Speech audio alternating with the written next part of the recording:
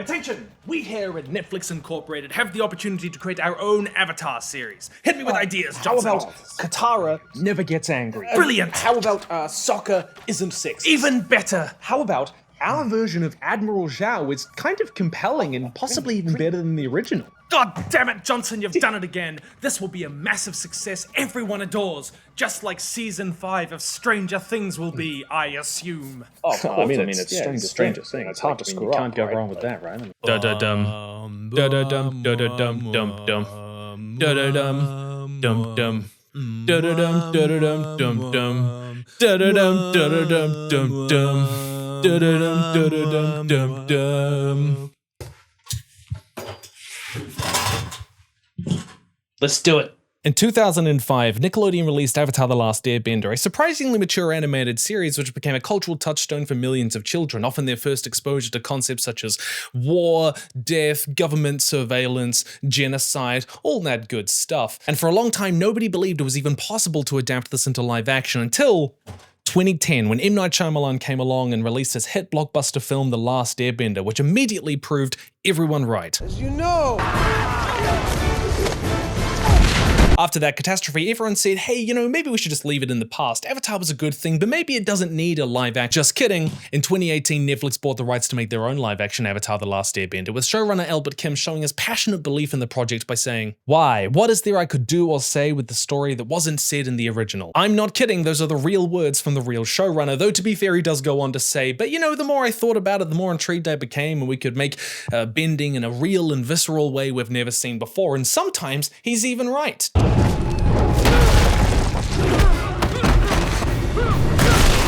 And thus, Navatar is born. No, I'm not calling it that. With a total runtime of 433 minutes to the original's 474.3, I would know I calculated that, and room to grow if need be, the Netflix show could have basically adapted the entire series episode for episode, shot for shot, line for line if it wanted to, but it didn't, and it probably shouldn't. Translating a 20-odd episode animated series from the early 2000s, which was designed to be aired in half-an-hour segments on a Saturday morning with ads and filler episodes, to the, 8-episode modern streaming ecosystem requires some changes, okay? It just does. So they made bold decisions like removing Katara's entire character or killing Momo. That is it. That is the real sound effect they went with. I'm being a little bit harsh. Some changes, like my beloved Zhao, are even great. Some changes are even brilliant. Celebrate! But others, they're just weird. You found a master, haven't you? Yes. You're looking at her.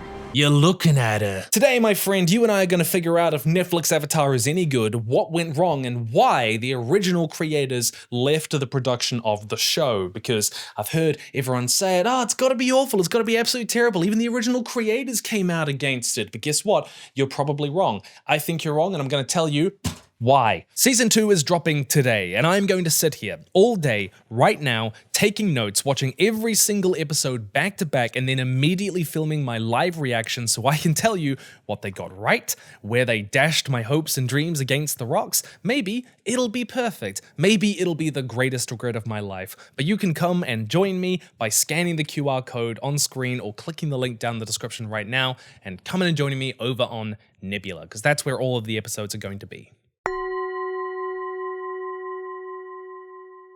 The series opens with a new prologue. It's set before the 100-Year War, with an Earth Kingdom soldier trying to steal Fire Lord Sozin's plans that they're going to start a war. This scene does a whole bunch of things. It passively introduces Sozin's comment in the background, it hints at the more serious tone, and it includes one of the best fight scenes in the entire series. Seriously, it looks fantastic. The firebending and earthbending, it has heft. People complain about modern shows looking, too clean a lot of the time, but here, this place looks grimy, and it's got dust and water and dirt. It feels lived in, and I really, really loved that. I'm sure lighting's doing part of the work, but it looks fantastic. I really liked this scene. But unfortunately, like that stupid English 103 paper I had in university, this plan is a failure, and our earthbending hero is dragged before Fire Lord Temu Beard, where he learns that actually he was tricked, and he wanted those plans to get away, because then the earthbenders are going to be distracted from his real target. We aren't the real target. My sights are set higher. And the scene ends there with a tense cliffhanger and a plot hook dragging us into the next scene with us asking what Sozan's real plan was. Just kidding, the scene continues on for a whole other minute where Sozan spells out with absolutely no room for ambiguity or imagination exactly what his plan is and why and the plot rationale for it. Okay, he says, we're gonna kill the airbenders because they have the Avatar, and the Avatar, by the way, is super duper powerful, but we don't know who the Avatar is, so we have to kill all the airbenders to make sure we kill the Avatar who is super duper powerful. But okay, that's over. We cut there and we go to the opening montage where we get a fresh look at the world that gives us some new information. Just kidding, the opening monologue goes on to spell out the exact same information again, that the Avatar isn't known and we don't know who it is, and so the Fire Nation is going to kill all the airbenders. Literally, immediately, right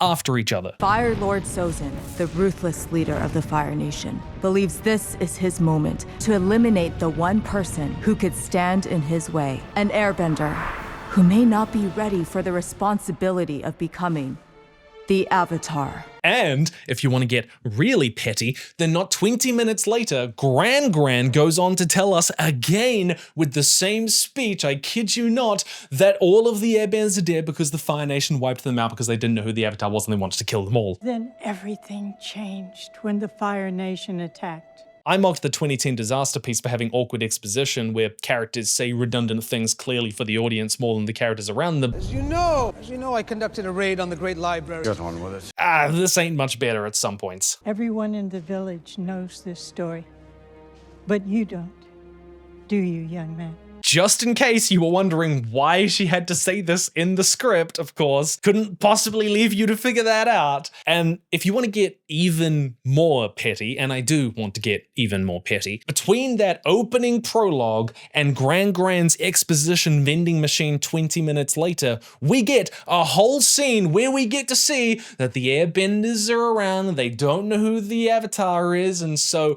the Fire Nation is coming, and Fire Lord Sozan at the moment of the genocide makes sure to remind us. Remember, no survivors. This is something, unfortunately, the series does do a lot. It over-explains, it strips itself of foreshadowing and subtext, and despite essentially cutting 6 whole episodes from the original season, a lot of that extra time just gets soaked up in what I'm gonna call script bloat. These are lines, sometimes whole paragraphs, which could be cut or just severely trimmed down, or they're just repetitive from things that we should already know or should be communicated through subtext. Also, in the original series, the opening monologue is delivered by Katara, and that actually does something that this one doesn't. It introduces us to a main character and an important part of her motivation, her personality. But I haven't lost hope. I still believe that somehow the Avatar will return to save the world. Hope. Now, they gave it to KYOSHI because Katara isn't around 100 years ago, but honestly, I feel like they could have just given it to Katara and her story and it would have been fine, right? Opening monologues are very out of fashion these days, but I will say that the opening monologue in the original was more efficient than this one. This first episode combines 4 episodes. The Boy in the Iceberg, The Avatar Returns, The Southern Air Temple, and The Storm. There's episodes 1, 2, 3, and 12. Why 12? Well, it's basically just the extra half of Aang's backstory, so there was a logic to merging these all together. And the first 3 episodes work as basically a 3-parter anyway. So merging them does make a kind of sense, but restructuring Aang's opening chapter and his backstory like this does create a very different impression of who Aang is as a person. In the original, the plot basically takes a sudden left-hand turn when Aang is introduced and he goes, Will you go penguin sledding with me? He then immediately lies about who he is and not knowing the Avatar. He goofs around on the ice. He promises to take Katara to the North Pole, this random stranger that he just met, so that she can learn waterbending. And he pushes her to be brave by saying, hey, let's go inside that Fire Nation ship. We get the impression that he just wants to have fun, that he's kind of childish, that he clearly has a secret, and he is willing to drop everything to help a stranger in a blink. That is who Aang is. And Netflix does give us a little bit of that character. We see him flying around, we see he loves Appa, we see there's quite a bit of joy to him, and that's all great. But because of how the episode is structured around so much more exposition and backstory, Aang actually makes far fewer decisions as a character. Because remember, all those little things, those are all kind of like decisions Aang makes that we can see his character through. He makes far fewer of those, big and small ones, that let us see who he is. The opening episode is a lot more fixated on that exposition, the state of world politics, who and what the Avatar is. And as a result, because we don't know Aang as much, we get this terrible line. I know who I am. I like to play airball and eat banana cakes and goof off with my friends. Not someone who can stop the Fire Nation. I don't want the responsibility.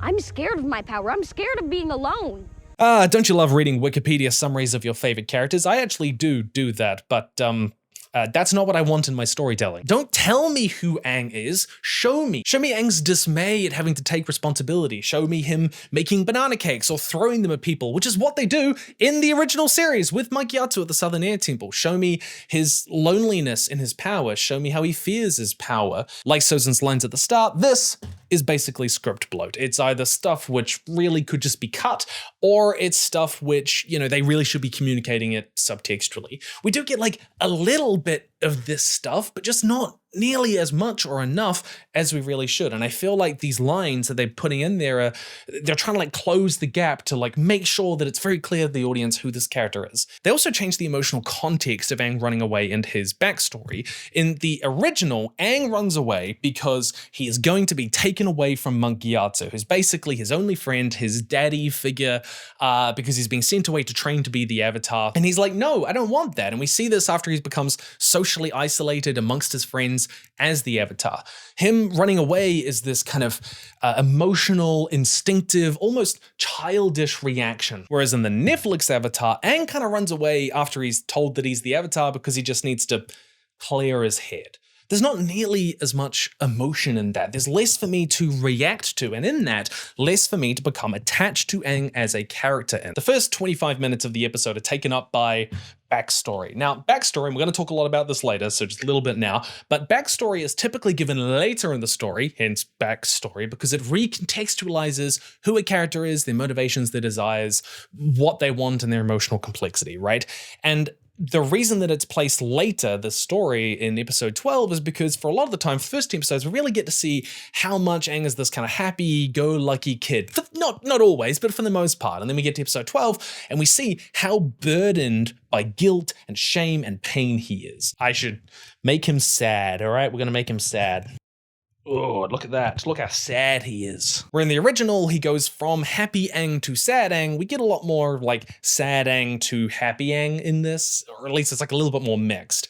Now, that backstory recontextualization is much more important for Zuko, who is a villain and antagonist, and his backstory really does radically transform our understanding of who he is. So they made the right call in keeping his backstory way later in the series. But I think the backstory here kind of hampers the pacing of the first episode and does make it a less interesting reveal of who he is as a character. But speaking of that backstory, well, the backstory is of course all about genocide.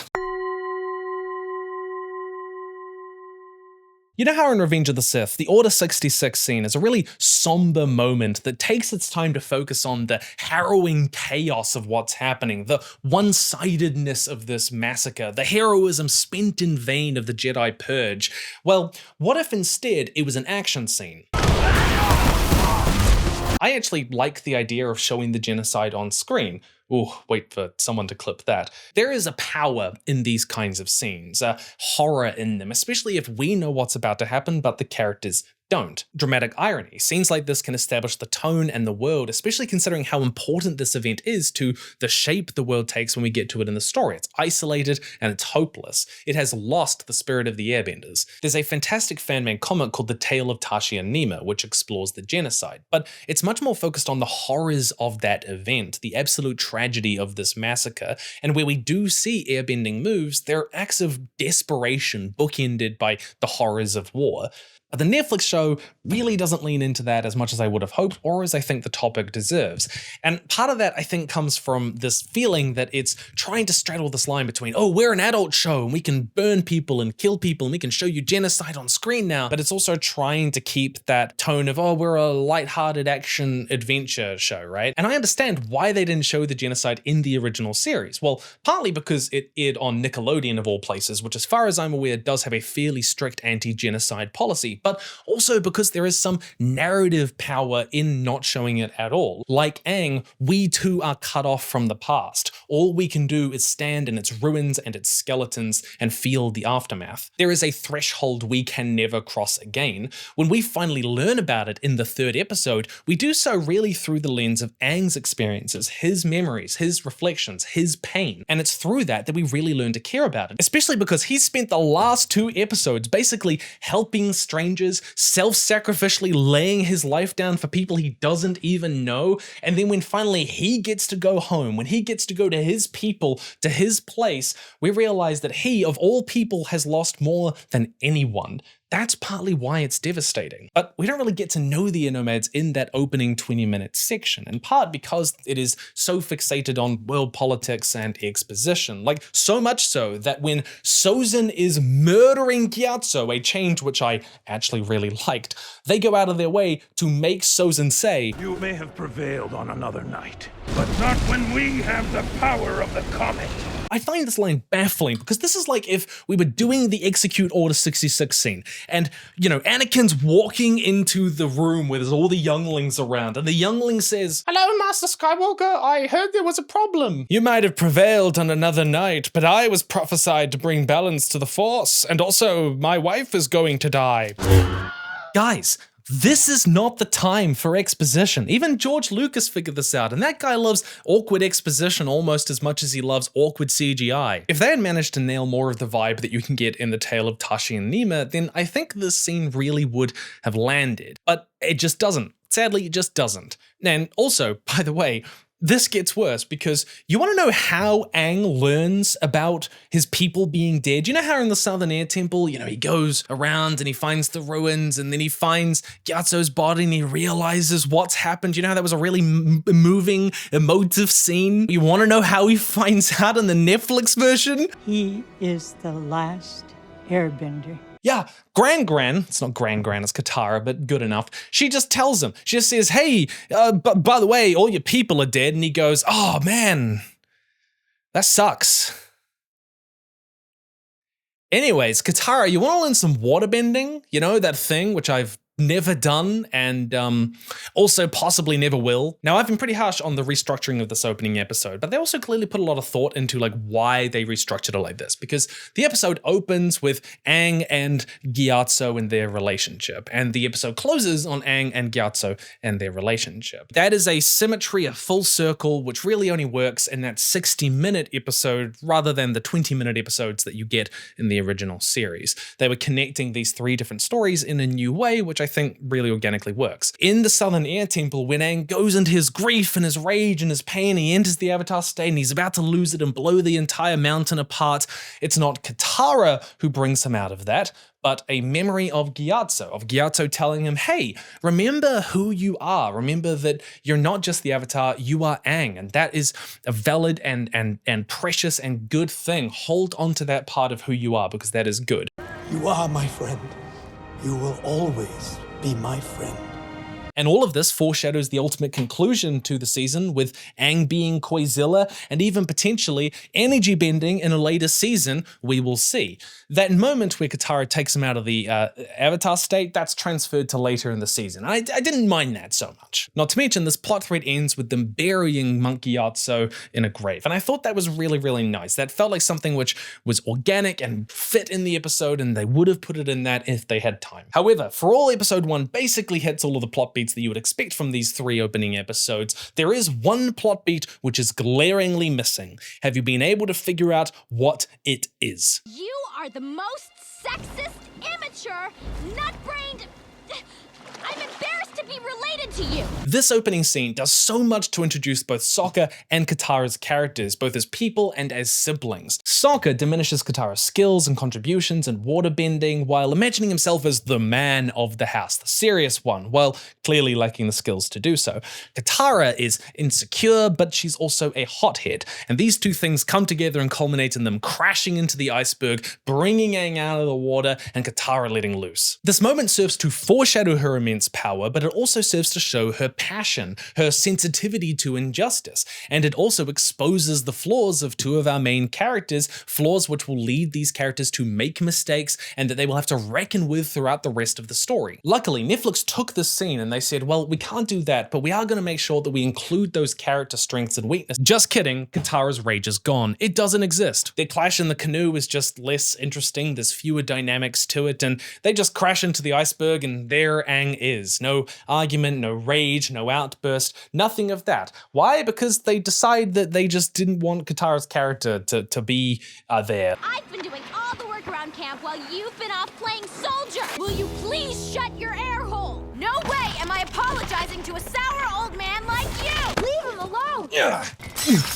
I'm so sorry you had to see that. We relate to characters not just because we see ourselves in their strengths, but also in their weaknesses. And we see them overcoming them and find hope that we can also overcome those weaknesses as well. Katara just has fewer flaws, fewer passions, and as a result, she feels like less of a person. Especially because of the 6 episodes that Netflix chose to cut out of this first season, 2, maybe 2.5, are Katara-centric episodes. The first of these, Imprisoned, is about Katara getting herself arrested and going to a prison and trying to lead a revolution to get them all out by giving an impassioned speech about hope and justice. But when she does that, everyone's just kind of looks at her and just like, hey, no. What do you think we're gonna do? Like fight? We're in the middle of the ocean. That's not gonna work. The episode is an exploration of her determination, her empathy, but also her kind of optimistic naivete, which gives her the ability to find hope in even the most direst of circumstances, but also leads to moments like this. It's a feature of her character which is so defining that the Ember Island players make a joke out of it. My heart is so full of hope that it's making me tear-bend. But this episode is gone, as is that moment at the iceberg, as is the moment where Aang, with his anarchic boldness, pushes her to go onto the Fire Nation ship. This is a scene where we see someone who is overly cautious and bound by the rules and tradition, realizes that she can sort of step outside the boundaries that others have set for her. In the Netflix version, Katara's just at the ship. It's just where she hangs out. There's no decision being made, no small amount of growth, no indication of who she is inside that. And then the second episode cut is the waterbending scroll. And I can already hear you, oh no, Tim, actually, there was the waterbending scroll. They found one, remember? And Katara even learns from it, and you are correct, except that the important part of the episode was cut. The waterbending scroll is more of a visual nod, a callback, a reference than what the episode is really about, which is Katara's rage and insecurity. Will you please shut your air hole? Believe it or not, your infinite wisdom gets a little old sometimes. She gets pissed that Aang can just pick up waterbending when that's meant to be her thing. How is he allowed to be good at it? This is something deeply relatable. If you've ever met someone who can just pick up something which has taken you weeks, maybe years to figure out, and they're just naturally good at it, maybe they just get some natural success with it, it's frustrating. You might also notice they cut the moment where Aang goes into the Avatar state at the end of the second episode, and guess what? This was the right call. Across 20 episodes, spread out week to week, people aren't going to notice that much if you use the Avatar state a lot, but compressed into these 8 episodes where, you know, you've got 3 episodes rolled into one, people do notice that. Oh no, how are they gonna get out of this problem? Is it the Avatar state? It's the Avatar state! Oh wow, I never would have seen that coming. They kind of avoid that Deus Ex Machina criticism, which can kind of creep into the series. The Fire Nation ships, in fact all of the Fire Nation stuff looks pretty damn fantastic, though this was weirdly something which M. Night Shyamalan's 2010 disaster piece also got right. Maybe it's just easy to do that. They look exploitative and unnatural and out of place in the beautiful Avatar world of nature, right? I know that there are some people out there who want me to say that, oh, this is actually so awful and terrible and everything's bad and it's even worse than the 2010 film and Netflix never makes anything of any value and all modern media is garbage, because these people think that being critical is the same thing as being discerning, and liking things, showing any grace whatsoever, might indicate you have low standards, that you like something bad. There are good things in the Netflix Avatar series, things which took care and thought and love, and we should recognize those. When people say it's the worst thing ever made, it's just not true, okay? It's just not. They're trying to get clicks and a rise out of you. The internet punishes you for loving things and couldn't care less about whether you hate things which are good. If anything, it makes you the black sheep, it makes you wise, able to see through the popular facade, to actually know that no, this is bad and you are the enlightened one. People relish the idea of exposing something good as secretly bad, when in reality, like with the Netflix Avatar series, most things are just mixed. Sometimes they're strange, sometimes they make weird decisions, sometimes they make disappointing decisions, and sometimes they make good decisions. And that's just not as interesting to hear, is it? It doesn't really fire the neurons quite as much, but it is true. Adaptations are always difficult, especially translating between mediums, where medium informs how much you love a series in ways that I don't think we necessarily can even articulate a lot of the time, especially adapting beloved childhood properties infected and permeated with nostalgia like Avatar: The Last Airbender. And yet, I really do wish them the best for season 2. I think there's a lot of hope there, and I think that they've got a good foundation to do something really creative. We shall see. But all of this leads us to the Kyoshi Warriors. Sokka, no last name, it's wonderful to have you with us. It's wonderful to be here. You've come under a lot of fire for your recent comments about women. Oh, it's all been one big mistake. You know me. I believe that women should even have the right to vote. Multiple witnesses say that you have repeatedly infantilized and put down your sister Katara. No, I don't bully Katara because she's a woman. I bully Katara because she's my sister. Oh, of course. You see, it's all very simple. I treat women fantastically. In fact, no one's ever treated women better than me, especially those I'm attracted to. I'm so glad we could clean that up. The Warriors of Kyoshi stands out as one of only 6 Sokka-centric episodes in the entire series, and I mean this compared to like 10 for Katara and 14 for Aang. So it's pretty important. Like Katara's rage. So of course, Netflix really wanted to keep the integrity of this episode and thereby Sokka's character. Just kidding, Sokka's sexism is surgically extracted, sanitized, and sewn up to be barely a blemish on his otherwise perfect character. Funnily enough, this little scandal actually leaked before the series ever came out in one of the most baffling press releases I've ever seen, with actor Ian Owsley saying, yeah, it's just more realistic for him to not be super sexist. I mean, we wouldn't want him to be iffy, not iffy. Oh yeah, I'd never want my characters to be iffy. I definitely wouldn't want my characters to be problematic. No, instead, Sokka's sexism is replaced with a much more palatable and ordinary sibling dynamic. He has this idea that, hey, I'm the leader, you're the follower, you know, I'm sort of in charge and you're not in charge, and he has to learn to respect her. Now, this character change, this kind of character arc isn't inherently bad, but the thing is, this is basically already in the show. Like, this conflict of him looking down on Katara is sort of a subset of his broader, you know, sexist, leadership-obsessed character. He regularly dismisses Katara's opinion and squabbles with her as a sibling and has to grow out of that and as part of becoming a leader, realize the values that everyone else has in them. But you might be wondering, and you would be correct, isn't this episode about them coming across a gang of super-duper badass female warriors? What is this episode about now? Because plot and theme go hand in hand, and this was originally about Sokka meeting the Kyoshi warriors, realizing that he's not as good, being a dick to them, and then humbly apologizing and learning and becoming a better warrior and a better person, right? I am a warrior. But I'm a girl, too. You can't do that because Sokka is a feminist now. So what is this episode about? Well, romance. I kid you not. Suki basically has a crush on Sokka right from the start. He's a foreign, exotic man who's just turned up and she's like, wow, how exciting. And he has a crush on her, even though he is intimidated by her being better than him.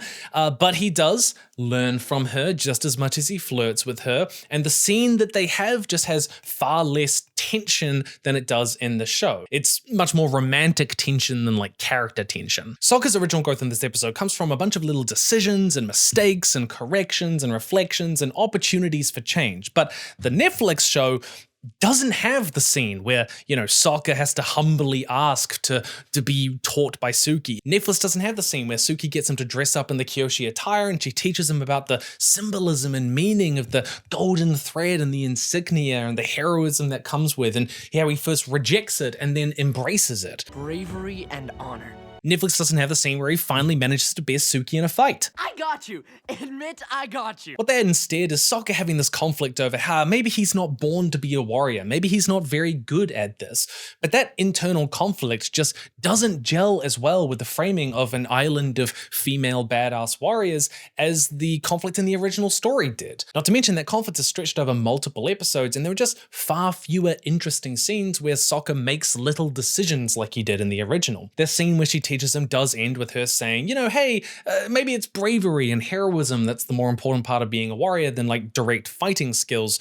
But I'm not exactly agonizing for Sokka to grow in this way, in the way that we do with his sexism. Sokka's arc in this episode would be better adapted to the conflict found in Bato of the Water Tribe, but guess what? They cut that episode too, one of the only other Sokka-centric episodes. Sort of, where he becomes a man of the Southern Water Tribe by doing this ice dodging trial, and he goes through a ritual with, Bato, but they cut that because in the Netflix version, Sokka already failed the ice dodging task, and this is a big source of shame and guilt for him. He wants to be a man and a warrior, but he needs to learn that his skills lie elsewhere and that it's okay for them to do so. I actually don't hate that as an arc for Sokka. I really don't mind that at all. But like how Katara doesn't have her explosion at the iceberg, like how she doesn't have that moment of hesitation before deciding to go into the Fire Nation ship. These little changes and smaller flaws mean Sokka has fewer big and little opportunities to change in more dramatic ways which deconstruct old flaws and build new strengths, and so his decisions around Suki and how he relates to her, they just mean less. And I think that makes it less interesting as a result, and the story of this episode less interesting as a result.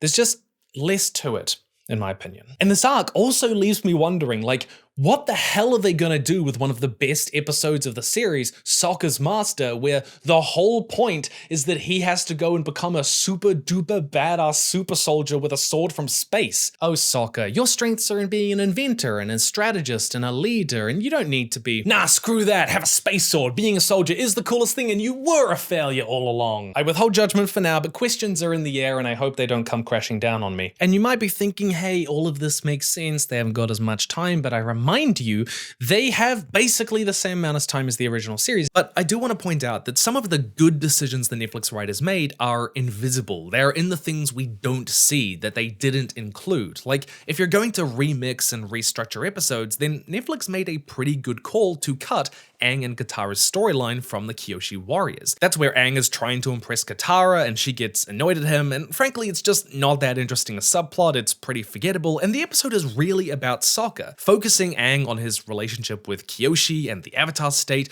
that's a very natural change, and it shows they did put real thought into what to keep and what to cut sometimes. Another easy call is cutting the Great Divide. However, of course, there is still that script bloat. Another dominant conflict in this episode is between Suki and her mother, because her mother wants to be closed off and isolated from the world, and Suki yearns for exploration and reconnecting with the world. And this is all about her realizing, yeah, maybe we should, not be a sitting duck in a world of war. I don't hate that, by the way. It felt pretty natural. It's got the stamp of approval, though Suki too is just less passionate as a character. This is a recurring theme, it seems. However, my friends, episode 2 also means something else. Celebrate! Episode 2 brings us hope. It brings us joy.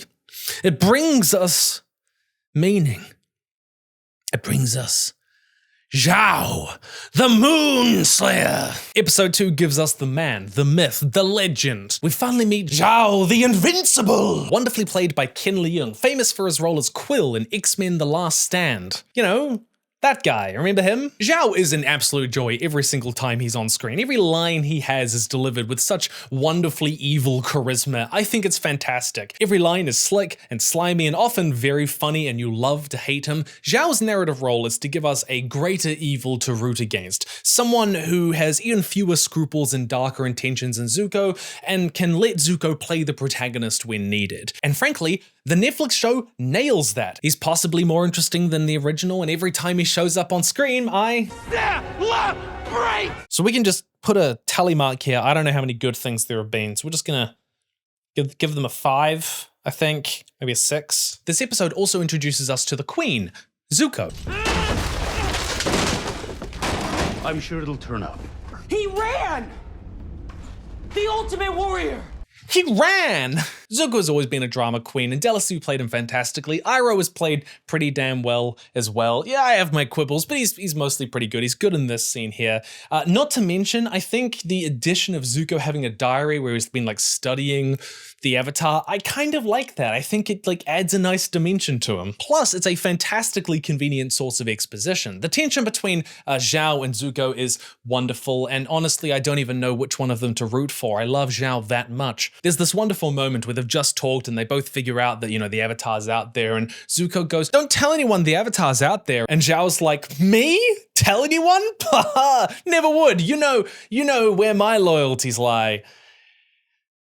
With that guy." And he immediately writes to Ozai. It's just perfect. The final plotline of this episode is Aang, and he goes to talk to Kyoshi in her shrine. He doesn't really do that much more than this. But what's interesting is you know the scene towards the end of the series where Aang goes to talk to all of the past avatars and he's like, guys, man, I don't know if I should kill people. And then every single one of them, especially Kyoshi, is like, nah, you should definitely kill people. I offer you this wisdom, Aang. Only justice will bring peace. Being the Avatar means putting your duties above all else, even your life. Well, it seems like Netflix is basically splitting that scene up over the series because he kind of has that little pep talk with Kyoshi and then he goes and has one with Roku and he goes and has one with Kuruk. And I don't mind that idea. I actually genuinely do not mind that idea. I think it's quite creative. She also says, hey, the Northern Water Tribe is about to be destroyed. You should probably do something about that. And then she goes and Kamehamehas Zhao and kills everyone on the island and saves the day. Which, by the way, is a pretty great way to integrate pretty much the only good scene in Avatar Day. You know, that episode from season 2 that nobody ever talks about and everyone forgets. There I go. We can have another point for that. I've just realized that I have had my button undone and I have been open to the world. I am a harlot. There is no chest hair in Ba Sing Se. The final battle on Kyoshi Island is good. We get to see how well Suki and Sokka fight together. And the inclusion of previous avatars throughout the series, their stories, their backstories, I think was a very natural addition to the plot. It showed care and love for the lore, especially because a lot of these characters were not fully fleshed out until well after the series was ended, especially Yang Chen, Kuruk, and even Kyoshi. I mean, these novels came out years and years after. The sudden inclusion of all these avatars at the very end of the series always felt a little bit strange to me. Like, why didn't Aang talk to them before when we clearly saw he was perfectly capable of talking to them throughout the series? So spreading them out, I actually really like that. To me, including a lot of that information, hinting at it, felt like a very authentic addition. In fact, it's the sort of thing where it's like, if they had invented this earlier on, then it would have been included. So that is like,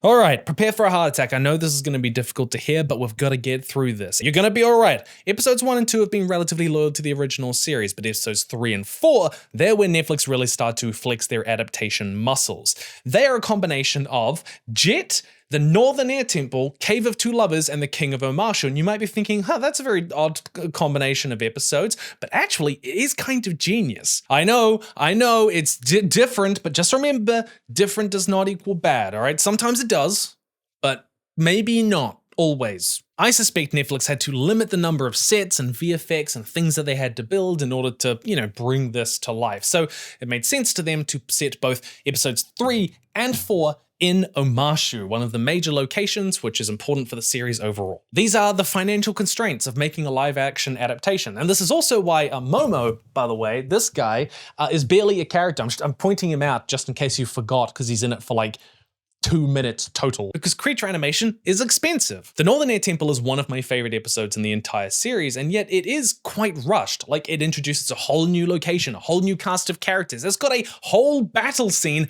all within the space of 20 minutes. So, transplanting the mechanist and inventor into a city which is known for its like mechanical wonders is kind of a smart idea. Not to mention, the original episode King of Omashu really does not give that much for Sokka and Katara's characters to do. They spend their entire time locked up in crystals. It's all about Aang. So it makes sense to merge that with episodes which are Sokka and Katara centric, like Jet and the Northern Air Temple. Beyond that, both Jet and the Mechanist are characters who deal with the Fire Nation, who are hopelessly more powerful than them, in very morally different ways. You've got the Mechanist, who is a collaborator, and Jet, who is a terrorist. Pitting them against each other narratively is like a moral quandary for our characters. How far should we go in dealing with the Fire Nation? There's clearly a lot of thinking which went into how they integrate these episodes. And Omashu itself, culturally, is clearly more Indian and Persians inspired, which I think is fantastic. Again, the kind of cultural diversity of the Earth Kingdom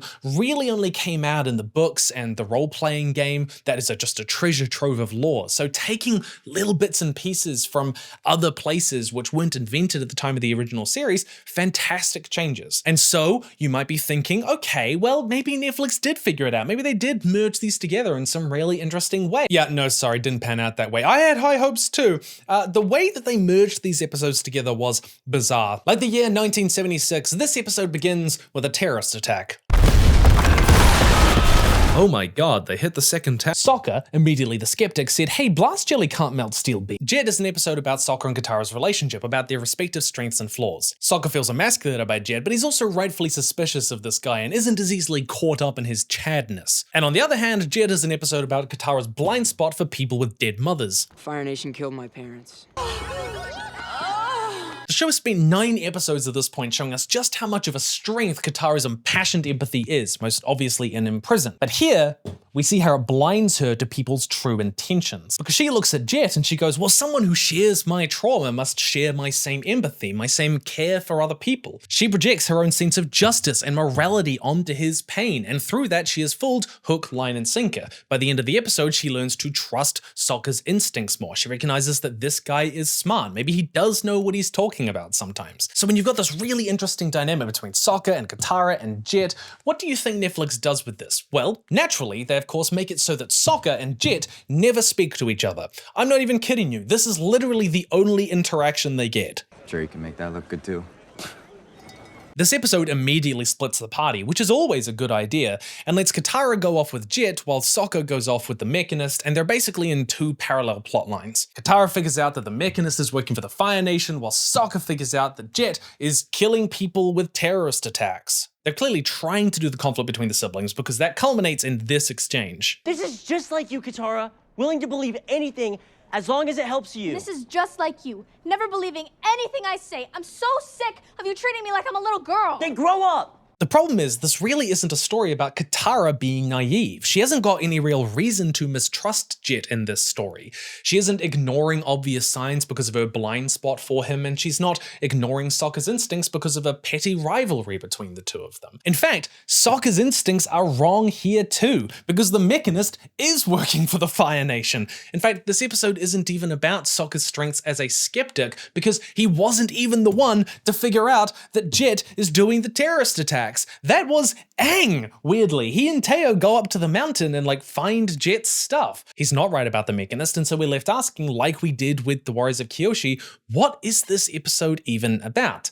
Well, this is about that sibling tension that I spoke about before, that he looks down on her and she doesn't trust him enough. But this is just a smaller, less interesting conflict. It's got less room for flaws and strengths and growth and change. In fact, it's less interesting, I would say, than either the Northern Air Temple or Jet. Sokka basically spends the entire episode cooped up in the Mechanist laboratory where he helps invent the flying machine, the hot air balloon. And that's great because a large part of Sokka's arc is about him learning that he's got these other strengths. He can be an inventor, he can be a strategist. And a great part of the Northern Air Temple episode is that at the end of that episode, what happens? Well, the hot air balloon, which Sokka helped build, plays a major role in resolving the plot. You get to see this new strength that a character develops, and then kind of the narrative weight behind that. And so of course Netflix looks at that and said, well, we've got to make sure that we give Sokka that moment where he gets this new strength. Just kidding, the invention of the hot air balloon means absolutely nothing and has absolutely no impact on the plot. Episode 3 ends with Sokka just being present at the resolution of the episode, and it gets even weirder when you realize that there is a specific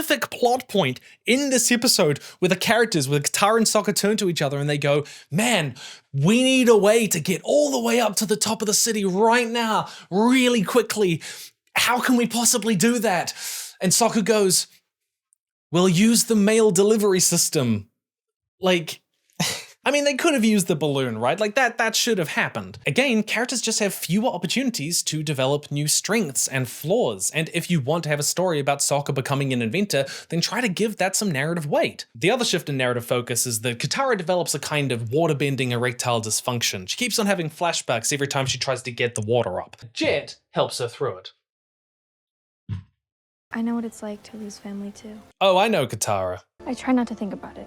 Do you, Katara? Because it seems like one of the main things you think about in this series. Look, I don't hate this as a plot line. I think it's fine. You know, when Jet says, hey, you have to use everything inside of you to fight the Fire Nation, it kind of helps her, but it also hints at how he's willing to do anything.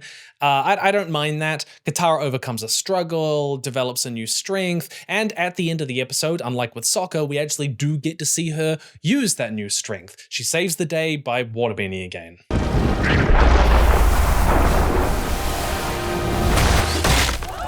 Not to mention, Jet is fantastically cast, and it does feature one of the best fight scenes in the entire show when Zuko shows up on the scene. Yeah, Zuko's in this episode as well. I mean, he has to be, right? He turns up at the end.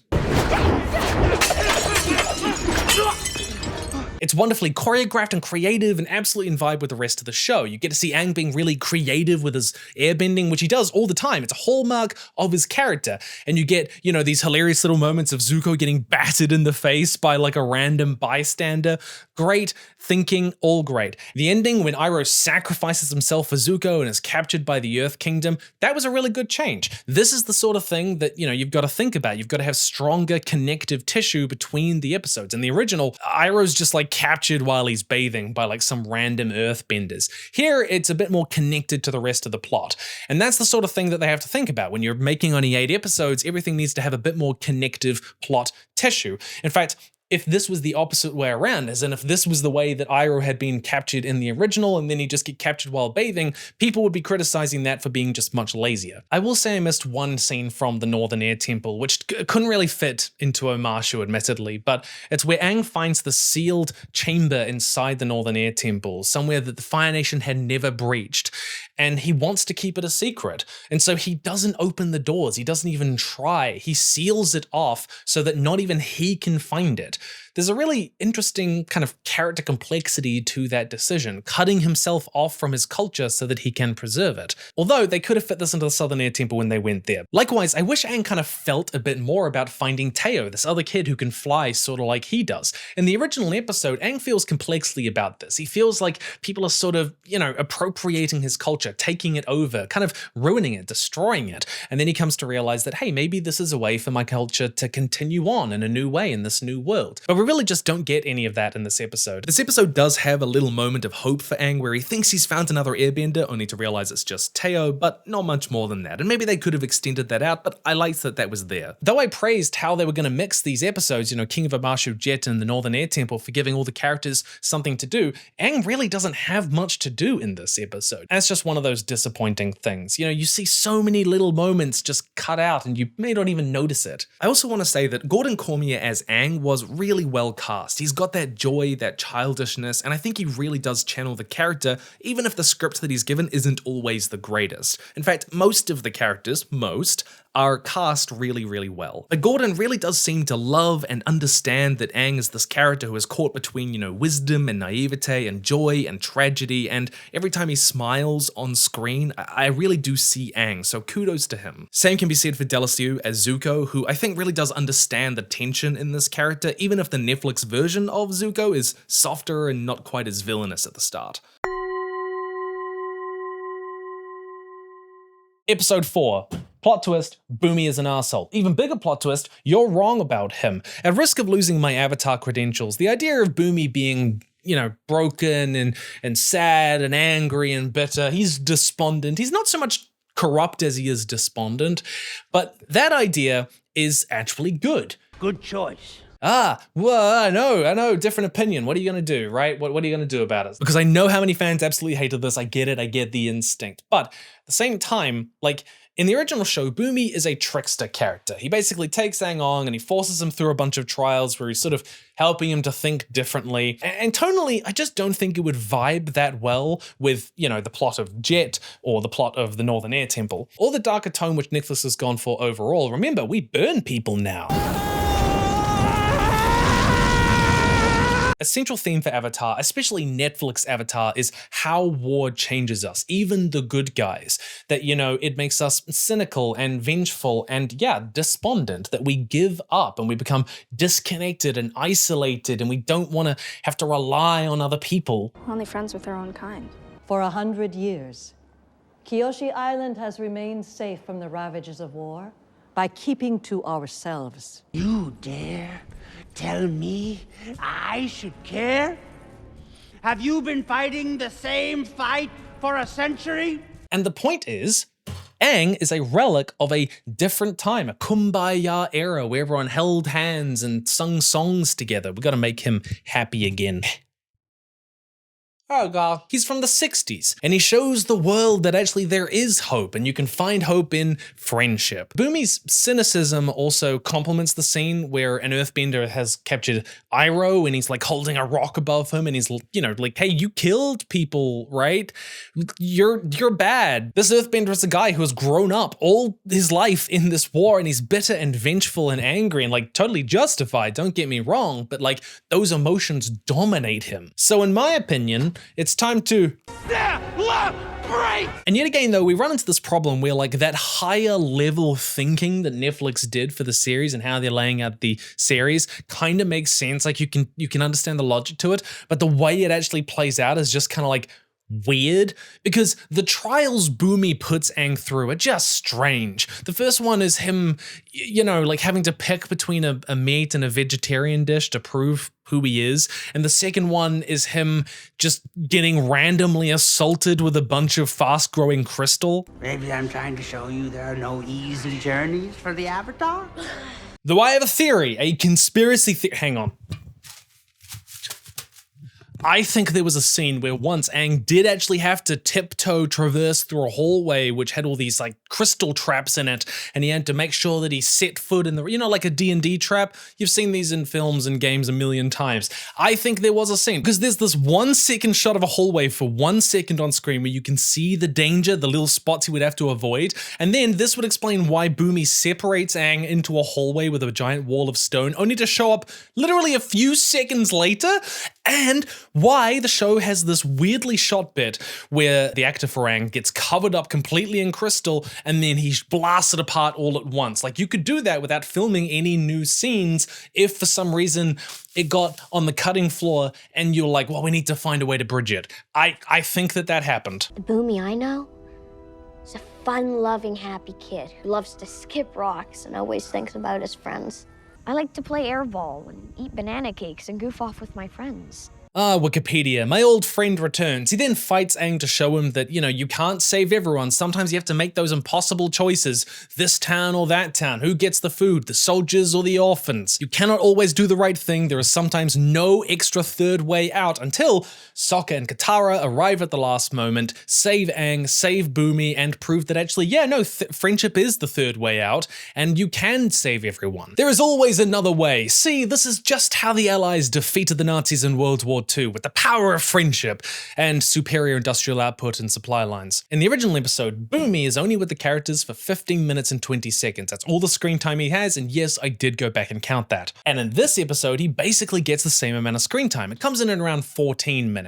But here's the thing, right? I think if they took the script and the challenges from the original episode, this would have been stronger. In fact, they could still keep their despondent, you know, given up Bumi. I don't think that would have really materially changed much. Okay, I just went away. I had lunch, I had drink, I have hydrated. Have you hydrated? You need to, because this is going to be a long one, all right? You got to keep your fluids up. Otherwise, you'll end up with Katara's waterbending dysfunction. Keep focused. Stay with me, all right? Because the other problem, like with episode 3, is how they mesh these plots in episode 4, right? Zuko's plot, he's a good boy. His story this episode is great, all right? He's going to go rescue Uncle Iroh. It's straight out of the Winter Solstice Part 1. It's got lovely little moments where he chooses between, you know, do I go get Aang or do I go get my uncle? And it's got a lovely little scene where one of the earthbending guards challenges Iroh's, you know, history as a war criminal. You were a butcher. But of course, Iroh isn't a war criminal. You can't be a war criminal without the Geneva Convention. Now, we will get to the Iroh-Zuko flashback, backstory thing later on in the video. We're gonna let that aside for now, but overall, net positive. Problems come with the third plotline of the series, which is...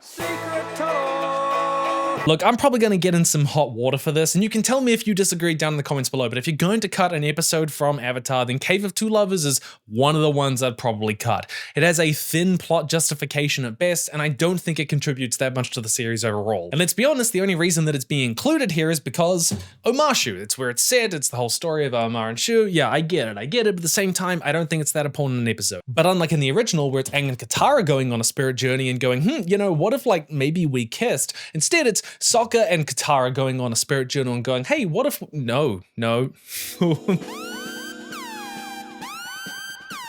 It's them going on a spirit journal and go, hey, maybe we shouldn't hate each other as siblings. But there is a bigger, deeper reason that they've adapted the Cave of Two Lovers to be Katara and Sokka and not Katara and Aang. And you know what that is? Well, I know what that is. I figured it out a long time ago. It's time for a conspiracy theory.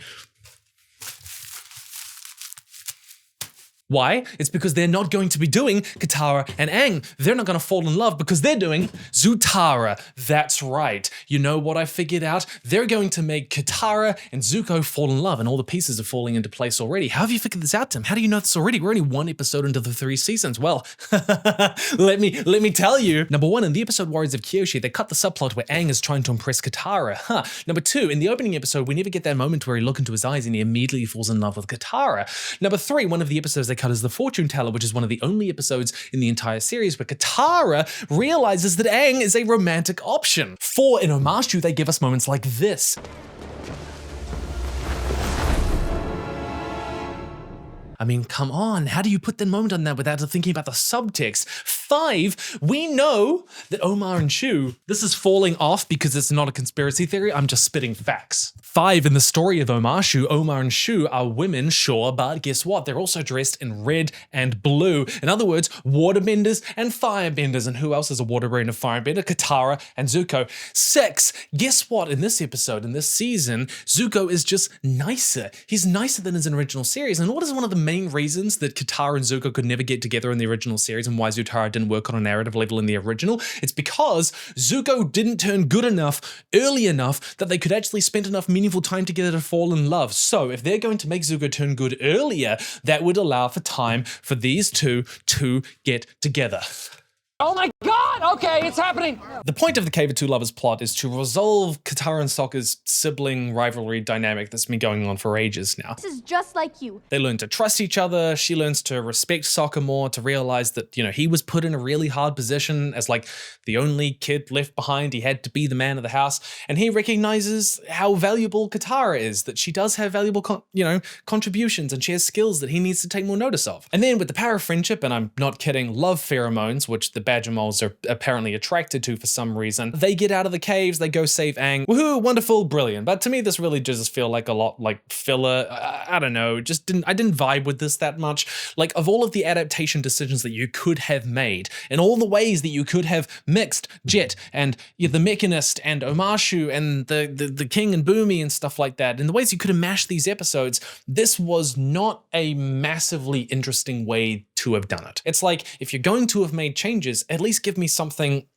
differently interesting enough that I don't just go, kind of wish that you did it the way the original did. There's a lot of meh and a lot of why. The end result is an odd mix of the right episodes. Instead of allowing Aang to go off and do his stuff with Boomy while Katara and Sokka do their things with Jet, the Mechanist, they instead split those into 2 episodes so that, like, in one of them, Aang doesn't have much to do, and in the other, they don't have a huge much to do. Imagine if instead Aang immediately went to go hang out with Boomy while Katara and Sokka did their whole storyline with Jet, and then in the second episode, they switched to a focus on the Mechanist. I just think that that would have worked out better. Move to the light. Doesn't matter, you don't need to see anything. Frankly, I'm not even sure you'd want to look at this next part of the video, because this is episode 5, Spirited Away. Hi, today we're going to learn how to make a sour cocktail. You can use any alcohol you like, but I'm going to be using whiskey.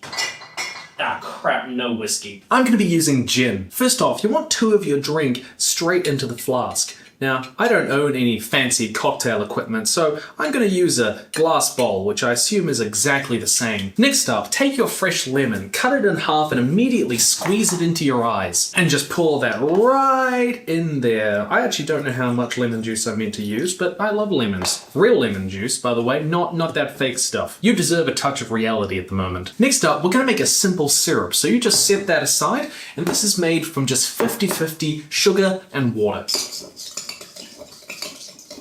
And you pour in the same amount as you did the alcohol, right? So you just do 1, and then 2.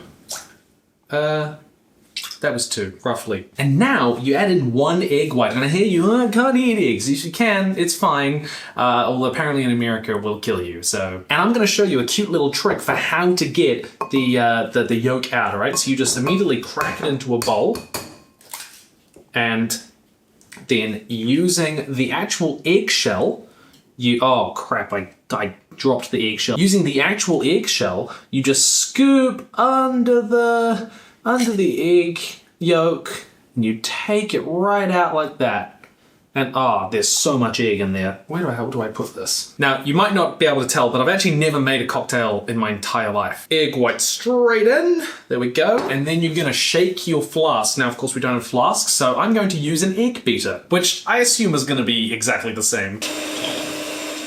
Now, once you have that nice and foamy, you take your cocktail glass of choice. This is my medieval times cocktail glass, and you just pour it right in. And just look at, yeah, that's what you want. And if you want to look really classy, by the way, because this is just nice, if you're going out on a date, you want to look really classy, add a touch of bitters to the top, all right? Just a little bit, like that. Doesn't that look like dirt? And just a touch of lemon, and then there you go. You're ready to watch episode 5 of Netflix's Avatar: The Last Airbender.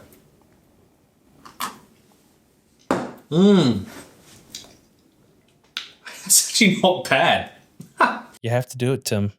You have to do it. Just get it out of the way. I don't know if I can, all right? I don't know if I've got it in me, okay? You know, I already did one of these videos. It's a long time. Just do it, all right? You got to do it for them. Do it for your friends. Do it for the people watching, all right? They care. They want to know what you think. They already know what I think. But do they know the bottomless pit of rage that it puts inside me? Huh? Do they know? No, and that's exactly why you have to tell them. Ooh. They can do it. Just do it. Just tell them. Just tell them everything. Just tell them. Tell them what it is. Just say it. This is not a good episode. It's just not. It's terrible. It has 5 minutes of good things and then an entire hour of utter disappointment. Every time you think that, oh wow, that was a bad mistake, but surely it won't get worse than that, it gets worse than that. Where other episodes are somewhat faithful and looking to contribute some interesting ideas to the story, the only thing this episode is looking to contribute is masses of medical debt as you smash your head against a wall. This episode is a combination of the Winter Solstice Part 1, Part 2, The Library, Bartu of the Water Tribe, and The Siege of the North Part 2.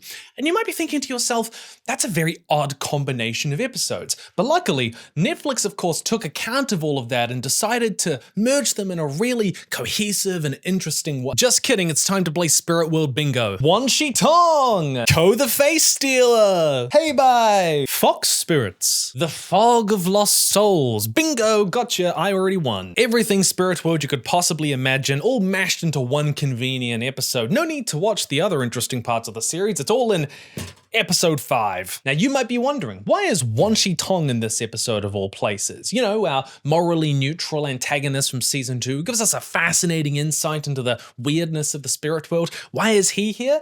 Well, of course, he's here to give us an awkward exposition dump. Except that's not the real reason. No, the real reason that Wan Shi Tong is in this episode is that they are going to cut the library from season 2, which is bizarre. Hello, future me here. Yeah, turns out I'm a dumbass and everything I'm about to say is completely wrong because the trailer for season 2 dropped and yeah, no, the library and Wan Shi Tong are both in it. However, I am not a coward. I am not going to erase my mistakes. I'm going to leave this part of the video in so you can see kind of what I was thinking and why. Just keep in mind that I am completely wrong and maybe I should have given Netflix more credit. How do you know this? All right, well, it's tinfoil hat time again. All right, let me lay out the evidence, all right? Because in this episode, supposedly, Aang is the only one who can even understand Wan Shi Tong, all right? He's the only one, the other people just kind of hear him going, who, and that'd be a very weird decision to make and a change from the original series if you were gonna have the other characters interacting with Wan Shi Tong later on, all right? Number 2, Netflix removes the only other mention of the library in the entire series, which is when Zhao goes to figure out where the moon and ocean spirits are. They removed that, replaced it with something else because no library. And this change, I don't get it. I don't understand it. This is bizarre to me. The library is one of the only episodes in the entire series where you can so naturally give people exposition, secret histories, ancient powers, reveal hints of legends and myths so easily and so naturally. It fits into the plot brilliantly, and it's got an incredible character as its antagonist. If you want to fit in stuff about energy bending or Sozan's Comet or the Day of Black Sun or any other powers or histories or characters that you want to reveal, that is a great place to do it. So why cut it? No, clearly the only reason that Wan Shi Tong is in this episode is that the writers wanted to give us Wan Shi Tong and knew people would complain about it, but they didn't want to do the episode that actually made him kind of interesting and relevant. This to me feels more like fan service than a real narrative choice that felt natural for this story. Okay, but back up. I'm hearing you saying, okay, I get it, but what's this episode about? What is this episode about? All right, okay, so like in the Winter Solstice, it starts off with them arriving in this valley and they see it's scorched out, it's been burned down by the Fire Nation, all great. They go down, they find the scorched forest, and Aang is kind of really down about that. You know, he doesn't like dead trees. Who likes dead trees? And then Katara finds an acorn and says, hey, you know, like, the forest will grow back, you know, out of death comes new life. And she gives that to him, and there's like a nice little moment, all good. There's your 5 minutes. The gang goes on to find a village which is being ravaged by Heibai. I'm just going to use this to indicate Heibai because I didn't draw him on the board, but you can imagine it. Anyways, we don't get that great and funny scene of Aang facing up against Heibai like, hey, can you not attack the village? Excuse me, would you please turn around? Except this is where it gets weird. In the original series, you know, Sokka gets kidnapped by Heibai and Aang's got to get him back, and then he does. All right, there we go. Fine, great. In this version, Sokka and Katara are not so much kidnapped by Heibai, who's just there and entirely irrelevant to the plot from this point on. Instead, is kidnapped by Ko the Face Stealer. Yes, the guy from the end of the season is here now. He doesn't belong here either, but like with Wan Shi Tong, they wanted to make sure that they could fit him into the series, but they didn't want to put him where he really belonged. What is it with live action adaptations and not wanting Ko the Face Stealer to make an appearance, despite being clearly one of the most compelling elements of the first season? Okay, so Aang needs to rescue Sokka and Katara from Ko the Face Stealer, but in order to do that, he needs to go talk to Roku, who has secret information about how to do that. But in order to do that, Aang needs to go to the Fire Nation in order to get to Crescent Temple, to his shrine, to talk to him, but in order to do that, he's got to get past the Fire Sages. But when he does, when Aang flies to Crescent City and gets past the Fire Sages and gets to talk to Roku and learns about Ko's secret, and then he finally can go back and rescue Sokka and Katara from Ko the Face Stealer, he gets kidnapped by June. So now, Aang has to escape from June in order to go back to Ko the Face Stealer in order to rescue Sokka and Katara, except at that point, he's kidnapped by Zuko. So now, Aang has to escape Zuko in order to go back to Ko the Face Stealer in order to rescue Sokka and Katara, except at that point, he's kidnapped by Zhao. So now, Aang has to escape from Zhao to go back to Ko the Face Stealer to use the secret he got from Roku to save Sokka and Katara. And that takes 2 episodes. And worse, they kind of ruin what Ko was. In the original, Ko is this ambiguous ally/enemy, just as willing to help you as he is to devour you. He exists outside of the moral paradigm that is, you know, the Fire Nation versus the Earth Kingdom and everyone else. He doesn't really fit into that idea of good and evil that we have here. He represents the utter strangeness of the spirit world and the Avatar's necessary relationship with it.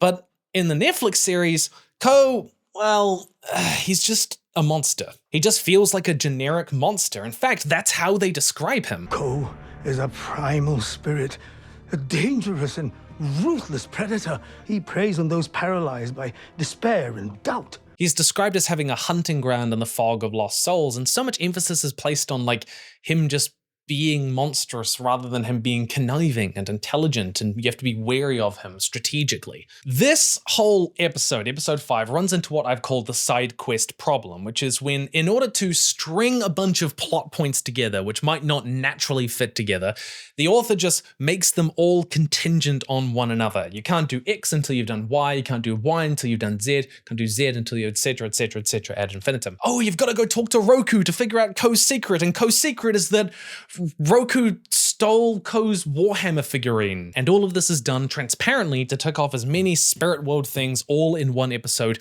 at once.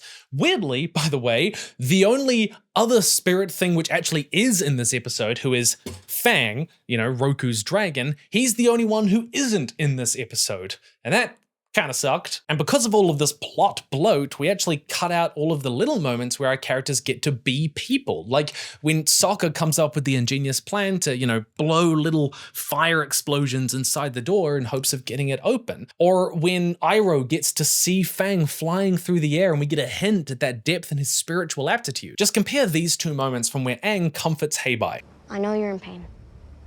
I saw your spirit.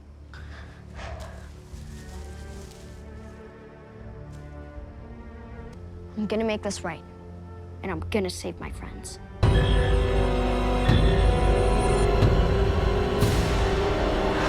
You're the spirit of this forest. Now I understand. You're upset and angry because your home was burned down.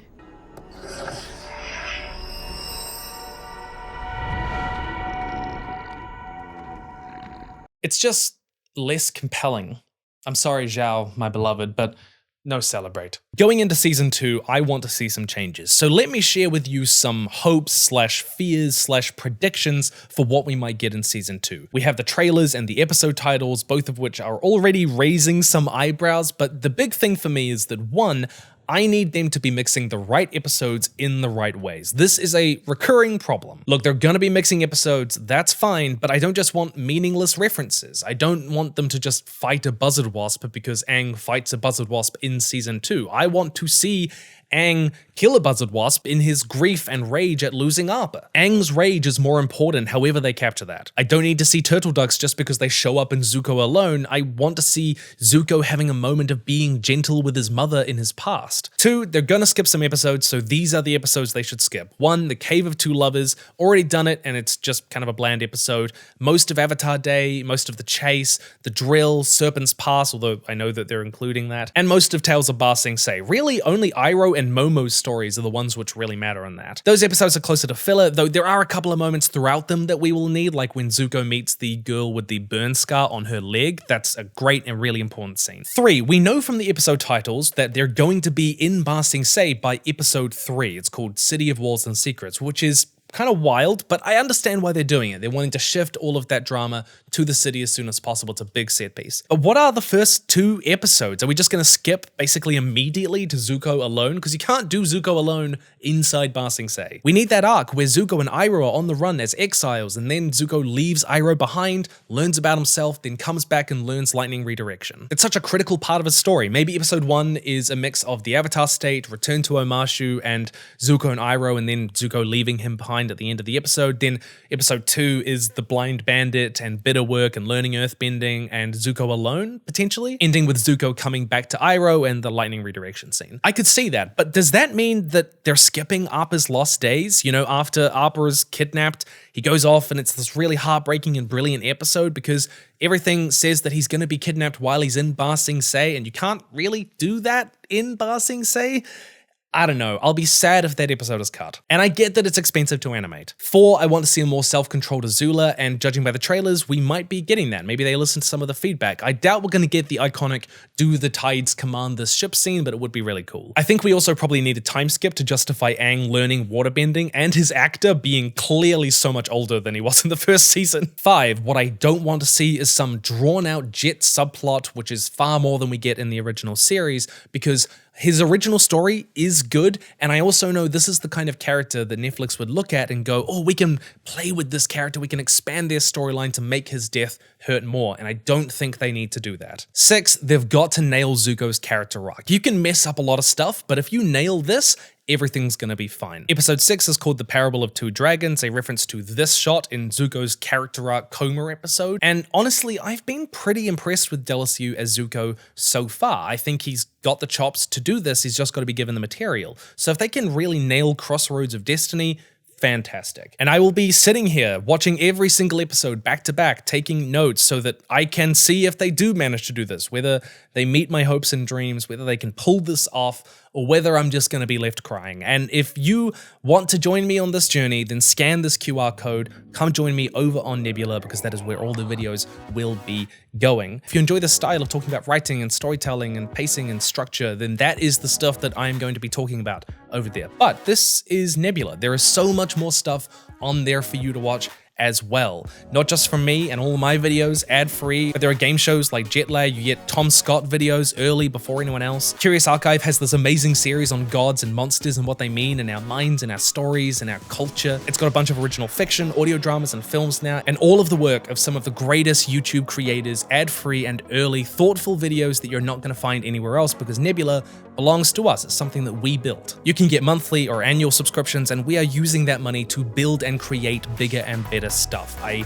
can't say anything quite on my end of what that's going to be, but we are doing stuff. With my link, this QR code, you can get 50% off annual subscriptions, or it's just $2.50 a month, like $30 a year. And we have this cool new guest passes feature. So if you find a video that you like on Nebula, then you can share it with someone who doesn't even have Nebula to be like, hey, here's a cool thing. I really loved it. You're gonna love it too. And you can give it to them. I think that's awesome. But as you come join me on this journey, tell me down in the comments below, what do you want to see from season 2? What do you need to change for your feelings towards the change? Or maybe you actually really liked season 1, and you know what? All power to you. What are you looking forward to in season 2? Tell me down below. Okay, so that is episode 5, and the script was really all over the place as well. It's just odd and strange, and there are all sorts of weird little lines. I could go through all of them and we'd be here until tomorrow, but take a deep breath, take a drink, remain hydrated or remain drunk, your choice, because I do have some good news, because even though episode 5 is frankly terrible, episode 6 is... This is the Zuko episode. It's pretty much a straight play on the Blue Spirit and Zuko's half of the Storm, both of which merge together very well, very naturally. Like, if you're gonna merge episodes in a series to make it like an hour, this is exactly the sort of thing that you should do. Plus, you get some very natural and even moving additions to the story, and more importantly, we get to see Zhao again. Every line with Zhao is a sprinkle of joy. It's Valentine's Day right now. It's why he's got a love heart all around him. You can be my Valentine. I'd be thinking less about my past and more about my future. It's not my future I'm worried about. Really? I mean, I'd worry a little. What are you doing? Don't write that down. This moment reminds me of how Korean historians, like royal historians, were allowed to record basically everything. So we get these really niche, minutiae elements of daily life in the Korean royal court that you don't get in a lot of other histories. And there's this one quote of him writing, "The king himself rode a horse and shot arrows at a deer. However, the horse stumbled, causing him to fall off, but he was not injured. Looking around, he said, 'Do not let the historians know about this.'" This is because legally, like, they were meant to record anything they wanted. It was meant as a public good. And it's just wonderful because of course the historians recorded it. The Blue Spirit escape with Aang and Zuko is wonderfully filmed, wonderfully choreographed, fantastically and very faithfully rendered from the original series. And I actually would have loved, and this is going to sound a little bit ironic, but you can get these moments in some of the bigger fight scenes where the features are actually clearly animated.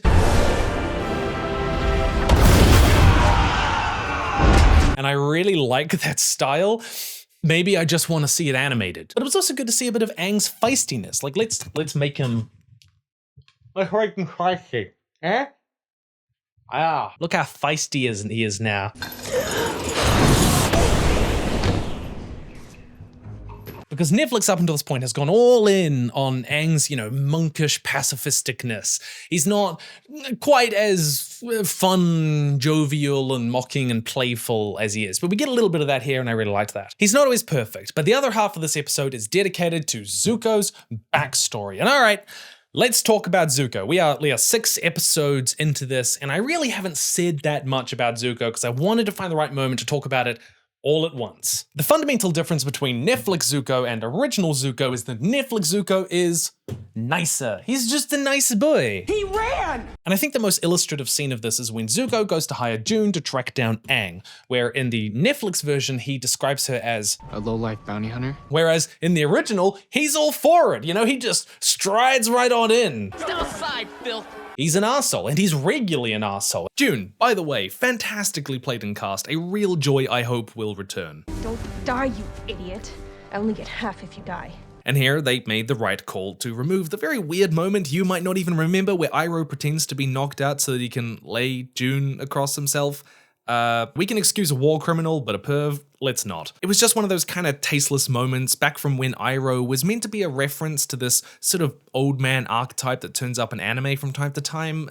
Anyways, in the Netflix OMASHU episode, we get this moment where Zuko learns that supposedly the Fire Nation is doing terrorist attacks in Earth Kingdom cities, and Zuko says, "That's not right. Warriors don't hide their faces in a fight. Father would never approve of this underhanded tactic." Netflix Zuko has a much stronger ethos around honorable fighting than his original counterpart does. And I don't say this because it's a bad thing. You know, honorable fighting, the idea that if you fight in an honorable way, then the war itself must be honorable, is a way that nations have used to justify and ease their soldiers' consciences for millennia. And it really fits with Zuko's delusions of the Fire Nation, because he does have that strain in him in the original series, but it just isn't nearly as strong, and they're really playing that up. But at the same time, Netflix Zuko doesn't burn down Kyoshi Island. He isn't an asshole nearly as much, and he has far more moments of clear vulnerability from far earlier on than the original does. And this does something to our impression of him. This changes where we feel he is in his character arc. Part of the reason The Storm is such an important episode for original Zuko's character is that up until this moment, he's had moments of protagonistism, you know, where he's played the underdog against Zhao, but he's really just mostly been a villain. He's been an antagonist. This is the first moment that he really gets to play the hero, to be vulnerable in a way we haven't seen before. To see him doing something unequivocally kind-hearted in saving the Croods from slaughter. He calls it a betrayal. How can you betray them? The structure of that reveal really challenges our perception of his character, his goals, his motives. Now, to be honest, I actually do think people slightly overstate how nice Zuko is in the Netflix version. I get that he is nicer, but he does absolutely have these moments of being an absolute asshole. They're still very much there. The only real difference is just a little bit closer to being nice. He's just a little bit more vulnerable. But the consequence of this is that his character arc, his transformation, especially in season 2, is probably going to be less dramatic. He ran! We're not quite as yearning for him to change as much because we already have the sense that he's further along that path. One of the most important scenes in season 1, and in fact in all of the Avatar series, and all of Zuko's character arc, comes right at the end of the Blue Spirit, when Aang and Zuko have escaped, but Zuko is injured, and Aang, figuring out who he was, saved him anyway. If we knew each other back then, do you think we could have been friends too? At just 40 seconds, it's an incredibly tight and concise scene, and even though Zuko doesn't have any lines at all, it still says so much about his character. The fact of that hesitation, that little pause, and then the sudden reaction, the burst of flame. It tells us a lot about who he is and where he's at in his journey. We think maybe he's changing, maybe there's hope, and then there's not. But that pause at the start says so much, and to their credit, Netflix perfectly adapted this scene. If we knew each other back then, do you think we could have been friends?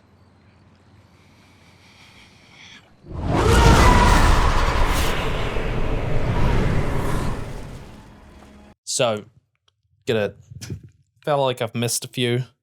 There we go. See, just keeping track of all the good things. And you were doing so well, because the problem is that they did this exact scene 5 minutes ago. They already did it. I'm not even kidding. They adapted this scene twice in a row. Script bloat, plot bloat. Except in this version, because remember, Zuko is nicer, Zuko actually does open up to Aang. He does talk. Aang asks him all about his diary and what kind of, paintbrush he uses, and Zuko says, "Oh, I use goat hair." Your calligraphy brush. Goat hair or rabbit? Goat hair.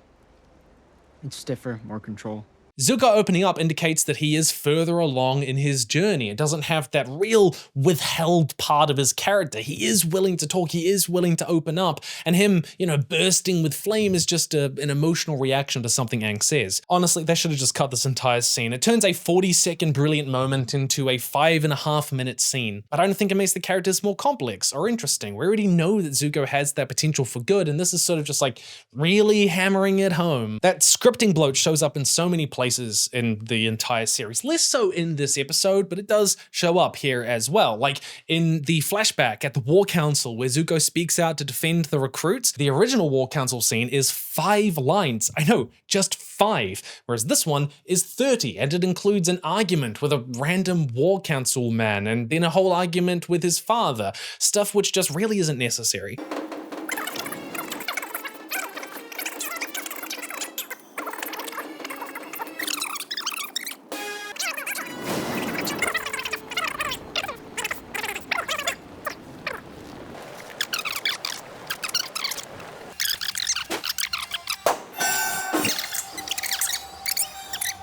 And then there's a whole other scene after the duel between Zuko and his father, which, like the moment with Aang and Zuko at the end of the Blue Spirit, felt to me like they were just doing the same scene twice. A lot of this script is full of redundant, repetitive, unnecessary redundancies which are just repeating which things have already been said, which strip a scene of subtext, or things which might be beneath the surface and tell us what our characters are already thinking, or things which might be inside their heads. It's getting kind of rough, Papa. Maybe we should head back home. Ooh, I need to take a breath, remind myself of who I am. I'm Tim, I love Lord of the Rings, and I love goofing around with my friends. But it's hard for me not to place this in the context of every character being nicer and having fewer flaws. Sokka, Katara, even Aang is less childish. Han is nicer. Who's Han, you ask? Admiral Choi! Prepare to meet your fate! As I was saying, That guy, whose whole point is that he was kind of an asshole. Yeah, they made him nice too. The fact this pattern is so repeating and so consistent between basically all of the characters, maybe they're trying to make up for Booby being an asshole, but I think they're almost afraid of having characters be dislikable. Or not even dislikable, because you're not going to dislike Katara for being angry. You're not going to dislike Sokka for having a sexist attitude and then getting over it. It's more like they just don't want you to have any negative real reactions to them at all. But let's take a step back. Let's see how they handle this in season 2. But this episode is about backstory. I said we were going to talk about it. Storytelling is in so many ways knowing about just which order you should reveal events in, because like there's no reason that backstory has to be done in a flashback. It could be done in a prologue. It could be done as just the start of the story. Where should you start the story? Where should you end it? Time jumps are a part of stories as well. So playing certain parts of a character's, narrative as backstory is an intentional decision. And Albert Kim seemingly made the very conscious decision to reveal basically everybody's backstory far earlier than they were in the original series. Originally, we didn't get to see Aang's backstory until episode 3 and 12, but now we get it right at the start. Originally, we didn't get Iroh's backstory until about halfway through season 2. Now, we get it at halfway through season 1. Katara, you don't get until the 6th to last episode of the entire series, but now we get it around halfway through season 1 as well. Zuko is really the only character whose backstory turns up at pretty much the same time as it does in the original. And they've even added in a backstory for Sokka so they could reveal that early as well. And the question is, why?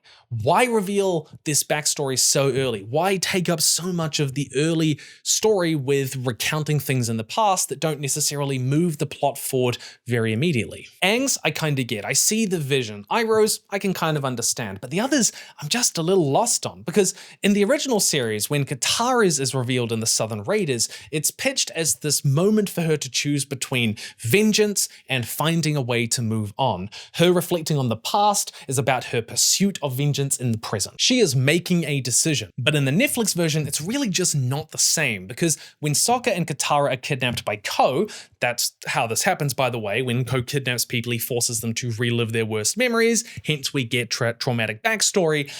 There's really no decision to be made. Characters aren't deciding anything in the present. They're just sort of experiencing them, feeling sad, and then moving on. You kind of get a little bit of a decision when she's with Jet and she's reflecting on her pain in the past and getting over her waterbending dysfunction, but to me that's just much less compelling than what they do in the original Southern Raiders episode.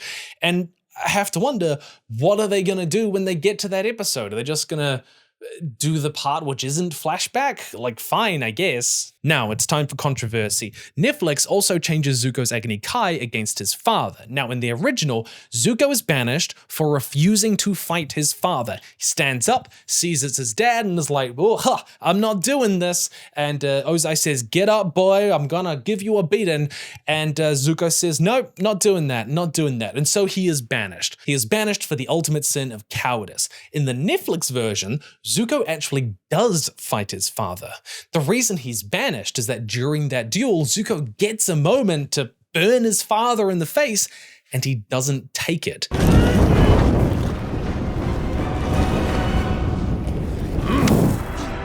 The ultimate sin of compassion. Now, I get why people hate this. You know, you take a core element of any given character, the formative moment of their lives, the most important element of sort of who they are, changing it at all can feel like heresy. Changing it all can feel like you're irreparably damaging the character beyond recognition. And I felt like that at the start. I had a strong reaction of like, no, this is bad. Why on earth are you doing this?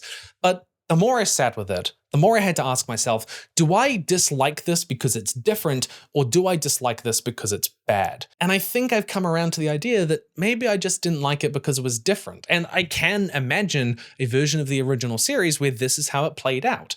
Not to mention, this is also the episode where one of the original creators are credited writing it. Episodes 7 and 8 take us to the Northern Water Tribe. Before we get there, I want to offer you a different vision of the series. What if episodes 1 and 2 happened mostly the same? You know, you've got the Southern Water Tribe, the Southern Air Temple, then Kyoshi Island. Then episode 3, they arrive in Omashu, Aang goes with Bumi while Katara and Sokka hang out with Jet, argue with him, have the same sibling rivalry before realizing he wants to kill civilians to drag Omashu back into the war. Episode 4, everyone gets introduced to the Mechanist, who is Omashu's inventor. We have that whole plotline play out, ending with some kind of battle with Zuko and Iroh being captured. Then episode 5, we have Heibai, fly to find Roku, they're tracked down by Zhao and Zuko in June, there's a big battle, and it ends with Aang getting kidnapped. Episode 6, we've got the Blue Spirit and the Storm, basically the same as episode 6's in the Netflix series. We lose the Cave of Two Lovers in all of this, which to me is fine. Maybe you would be very unhappy, but I'd be fine with it. And Ko the Face Stealer gets to be moved to the finale. Doesn't that sound kind of smoother? The finale episodes are basically a straight run of the Waterbending Master, the Siege of the North Part 1 and Part 2, except for all the things they change. If you're gonna cut Ko the Face Stealer, why don't we just cut Aang too? Just get rid of him. Katara can save the day. It opens with Zhao trying to kill Zuko, which, you know, I totally get it. Who would you rather have? Drama Queen or Zhao the Invincible? They get a bunch of points. Look at that, 20 positive points. Sokka has a romance with Yue, Katara challenges the patriarchy, and we get to see more of Zhao.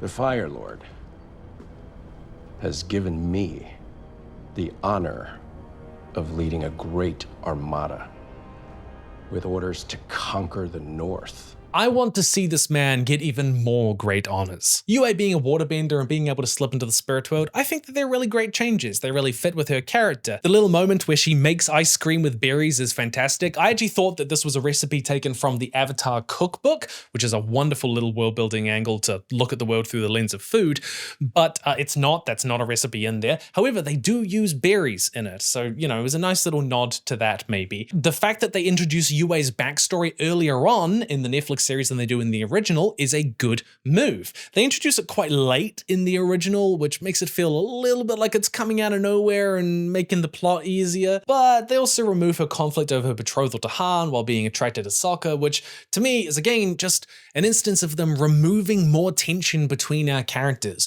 more little moments where our characters get to express themselves and make decisions and go butt heads with each other. And yet, for how faithful these two episodes are, our characters are different in some very important ways. All right, we've got to talk about Katara again. Man, I feel really mean. So in the original, Katara's character is very much defined by her ability to heal people, right? Not just with waterbending healing, but through her empathy and her kindness and her attentiveness and her ability to listen, make people feel heard. We already talked about how Netflix cut the imprisoned episode, but another one of the episodes they cut is the deserter, most famously when Aang learns firebending for the first time. But it's also the episode where Katara learns to water heal.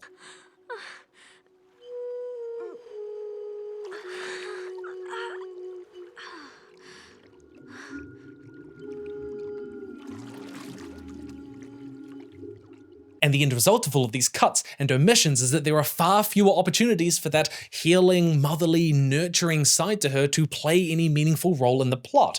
And that whole side to her character is just far more muted. And so that means that when she goes to Paku and to the Northern Waterbending tribe and she's told that that's all she's allowed to be, she's just allowed to be a healer, even though that's been kind of like part of her journey, but she's also been growing as a warrior as well. When she's told that's all she's allowed to be, it just means less. I think my skills lie more in combat, so if it's okay, I'd like to train in fighting techniques. In the Northern Water Tribe, women aren't allowed to fight. Aren't allowed? That's not right. Again, no Katara rage. Why? Because she passed it all on to me and I'm angry. I mean, look at how passionate Katara is in the original. What do you mean you won't teach me? I didn't travel across the entire world so you could tell me no. I'm gonna challenge Paku to fight. I'll be outside if you're man enough to fight me. In the original, Katara is very much both. Her fightiness and her healiness are both products of her immense passion. You've got this character learning she is so much more than she has ever realized, and now someone's trying to put her back in a box. But in the Netflix version, she's just less of both less a fighter and less a healer. And again, not nothing, but just less compelling, less interesting. It does have one nice moment where Sokka, says like, I believe in you and you should go challenge Paku, but it really doesn't make up for it. I will say the fight with Paku is pretty good.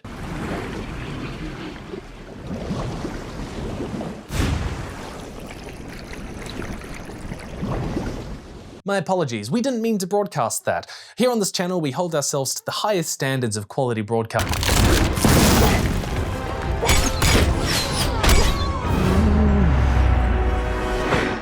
And this is gonna suck for me to say because I can see how much effort they poured into this. Like the waterbending VFX budget, I'm pretty sure like 70% of it went into this single fight. Which is why I gotta be honest, most of the waterbending throughout the rest of the season looks pretty lackluster. The firebending and earthbending usually looks great, but the waterbending, it's still, animating water is still a headache. Like look at the fight between Zuko and Katara at the very end.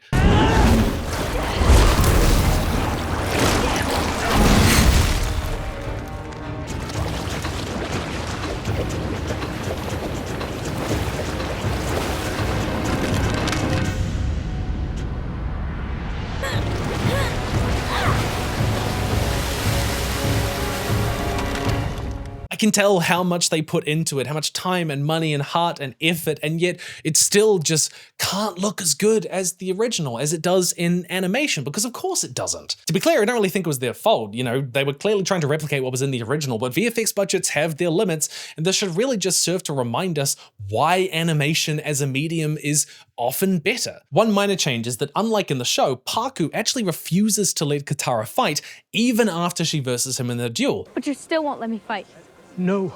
This is actually a really interesting change, like on a world building level, because why would one random duel with a master who has grown up with these ways his entire life change his mind? Of course it wouldn't. That would be very bizarre.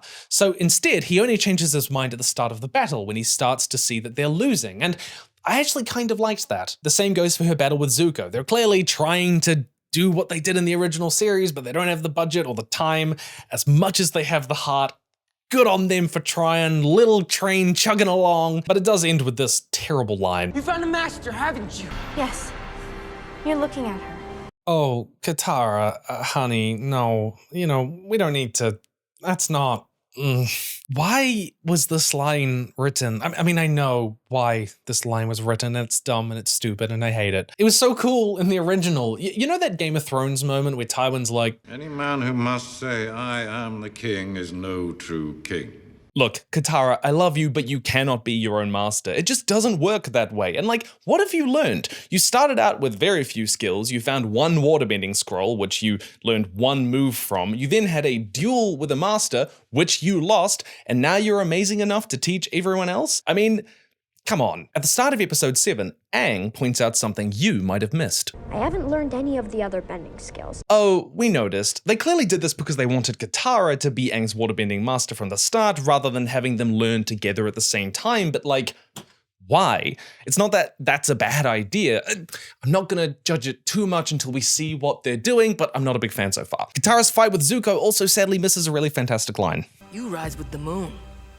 I rise with the sun. But, okay, the Fire Nation is coming and there might be another genocide, which I remind you is bad. So, the Chief and Parku go to Aang, the Avatar, and they're like, hey little man, you're the Avatar, you know, with all of that power. Maybe you could lead an attack and wipe them out for us. Wouldn't that be fantastic? Oh, and no, airbending's like a defensive technique. We avoid conflict.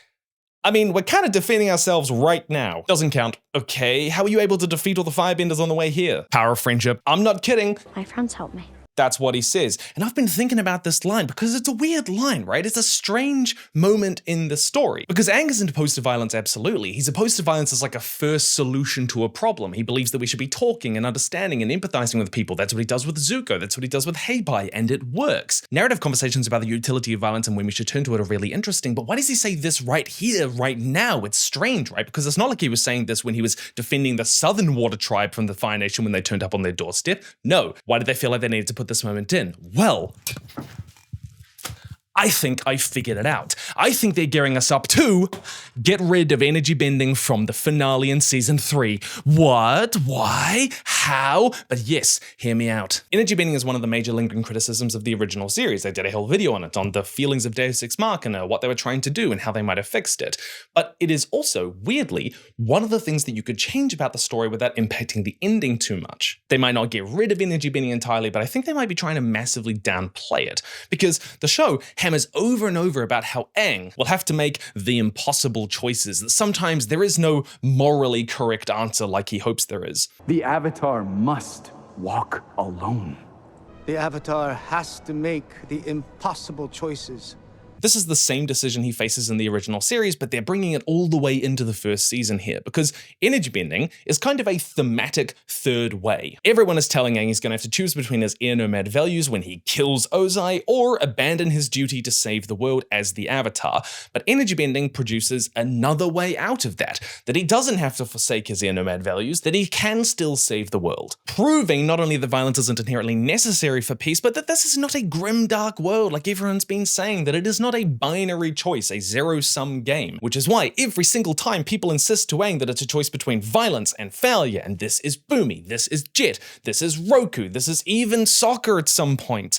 Aang says no, there is another way, and that way is friendship. It's his friends who come to save him from that binary choice that Bumi tries to force him into. It is Katara who gets him out of Koizilla when Aang has given up on hope and feels alone. And notably, in this version, it is teamwork which beats Zuko off right at the start of the story when he comes to the south. And I believe they are setting up an ending where energy bending will no longer be the third way that they used to beat Ozai. It's gonna be the power of friendship, kind of like we see them beat Azula with. Now, they still might take Ozai's bending away. I think that is probably still going to happen, but I reckon there's going to be sort of a restructuring where that doesn't happen till after, maybe. You watch me be right. I know this is going to happen. You just watch. Anyways, Aang goes to try and get Avatar Kuruk's help to unleash a massive spirit attack, kind of like he did with Kyoshi, which is somehow different to him personally fighting off the Fire Nation. Anyways, I actually like this change. Remember, Kuruk wasn't really a fully formed character at the time. This inclusion is very natural.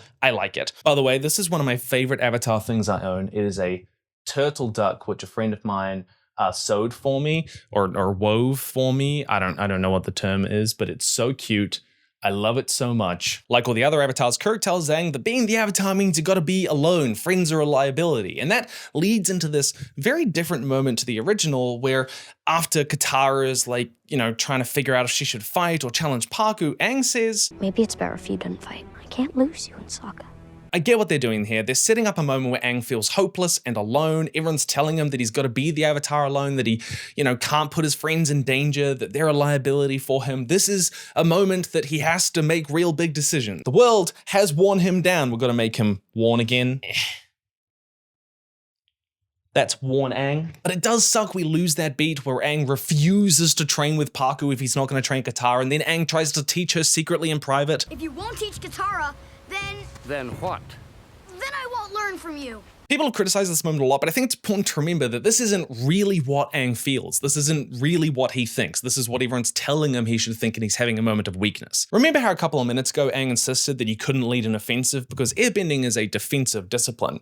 Well anyways, episode 8 opens with Aang leading an offensive. He goes out, destroys a ship, but then realizes just how many ships there are in the Fire Nation fleet, and he is demoralized. Now, in the original series, when he goes back to base, he has this beautiful little moment where he goes, I'm just one kid.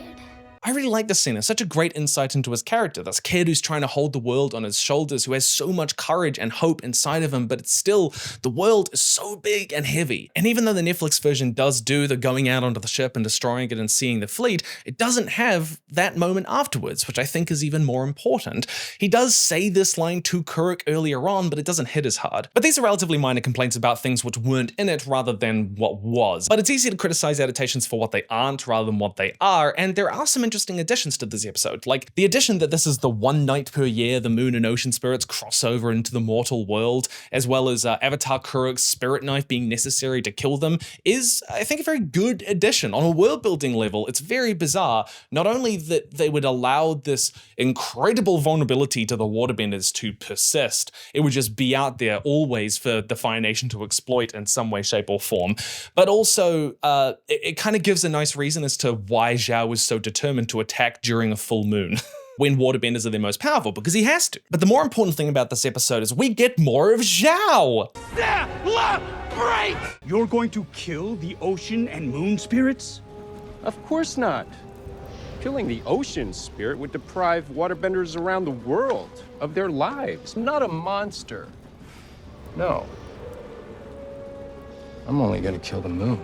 Zhao, the Moon Slayer! Also, making it so that Zhao reaches the moon and ocean spirits in the hot air balloon designed by Sokka and the mechanists early in the series. What a great idea. I'll admit, it kind of always bothered me that Zhao somehow just snuck into the most secret and well-defended part of the Northern Water Tribe right at the back of the city without anyone seemingly noticing. And it gives narrative consequences to the invention earlier in the season, which I know I complained about before. It's still not in the same way that I would like, but this is good. There are really only two major changes. One, no Ko the Face Stealer, which sucks. Sorry, bad decision, no idea why you did that. That old plotline is gone, he was wasted in the 5th episode, but this change also fundamentally alters the finale in a really important structural way, because unlike in the original where Aang has this motivation, this goal, this drive to find the moon and ocean spirits and use them to unleash a spirit attack to solve the problem in the plot, here he's sort of just left waffling around the battlefield, reacting to what Zhao is doing, which is trying to kill them. He's got a goal,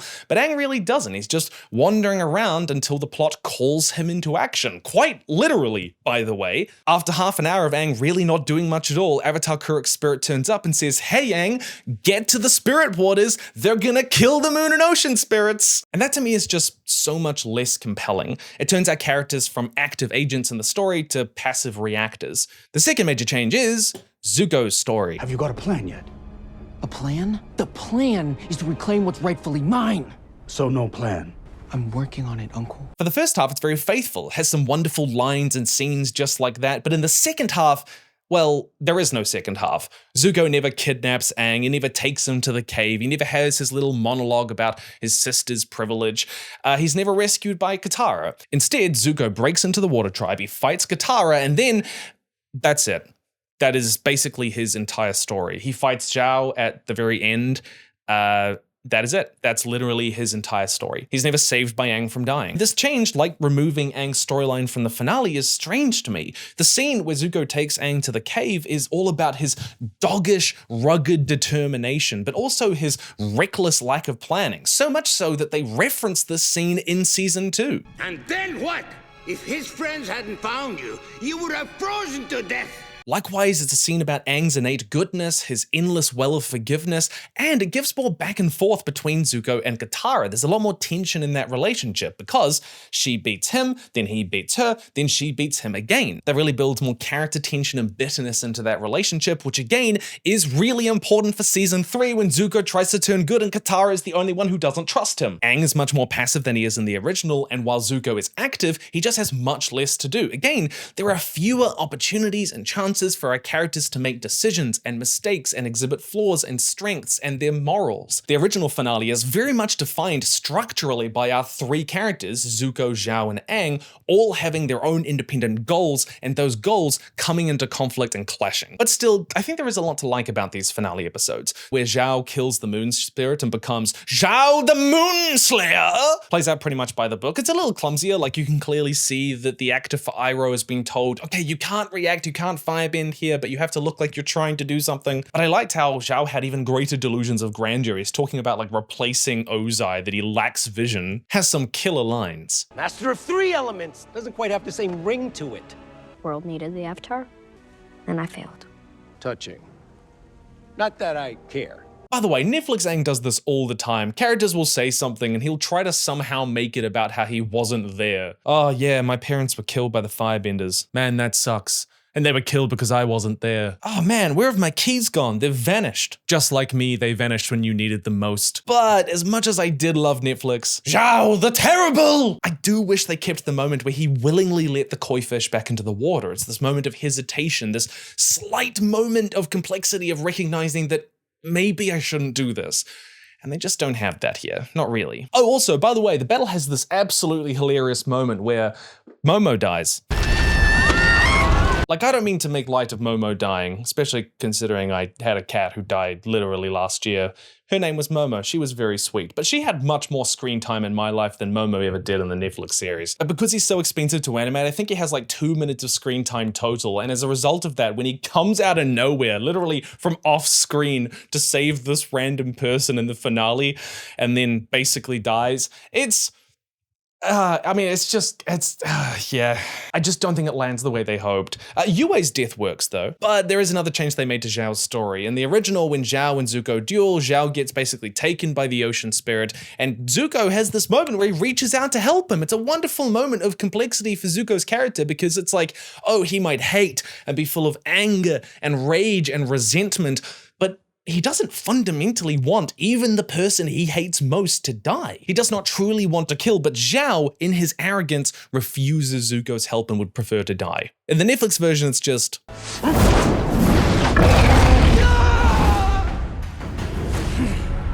Zhao the Slain. Though I have a sneaky suspicion that they originally did plan for Zhao to die at the hands of the ocean spirit, because you see when he falls into the water, he's surrounded by that ocean spirit glow. But anyways, Aang merges with the ocean spirit, turns up as Koizilla. This was given to me by a fan a long time ago. It's wonderful, I absolutely adore it.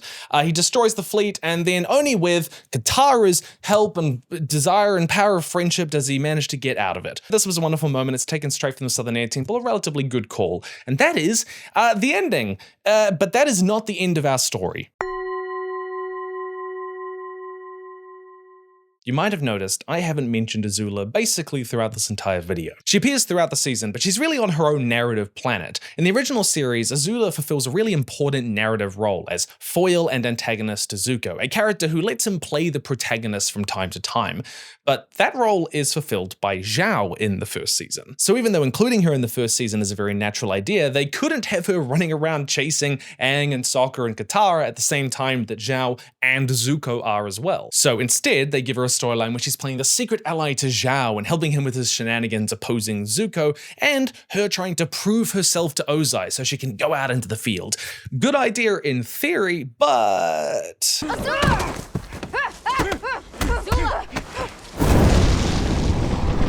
Azula, you're the best.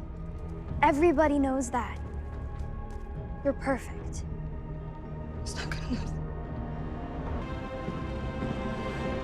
The Fire Lord deems your performance below average. But I defeated him. Let's not dance around this. There's really nothing more for me to say other than that this isn't Azula. Netflix Azula is prone to outbursts of anger, clearly hasn't mastered self-control, and doesn't even seem that smart or calculating. And the problem here, like the thing that makes this kind of so strange, is that These are Zuko's flaws. That's what made Azula so much more intimidating as an antagonist than Zuko. It's difficult for me to imagine Netflix Azula giving the "Do the Tides command this ship" speech, which so iconically introduced her in the original series. Azula's inflappability, her imperviousness, the fact that she doesn't respond to taunts so easily is what makes her formidable. Unlike with Zuko, Azula isn't prone to making mistakes based on emotion, least of all anger.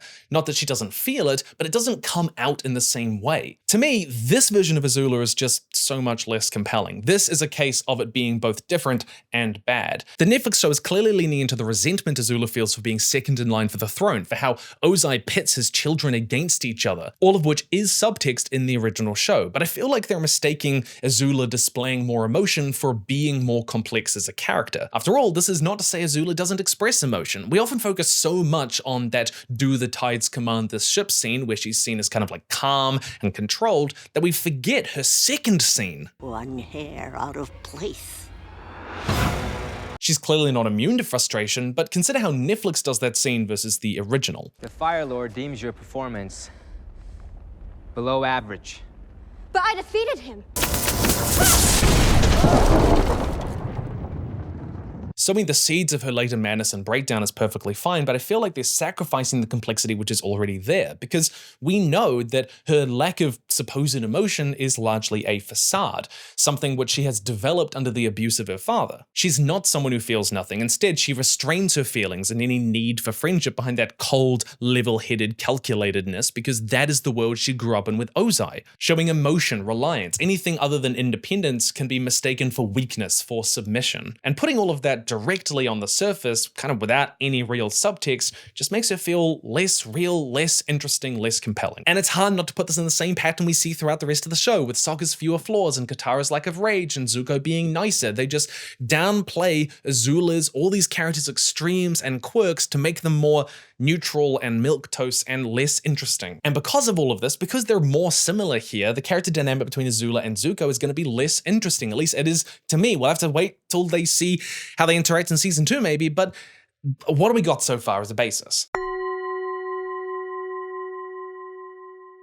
OZAI. So you know how like every character is just nicer than they were in the original? Apparently that extends to OZAI as well.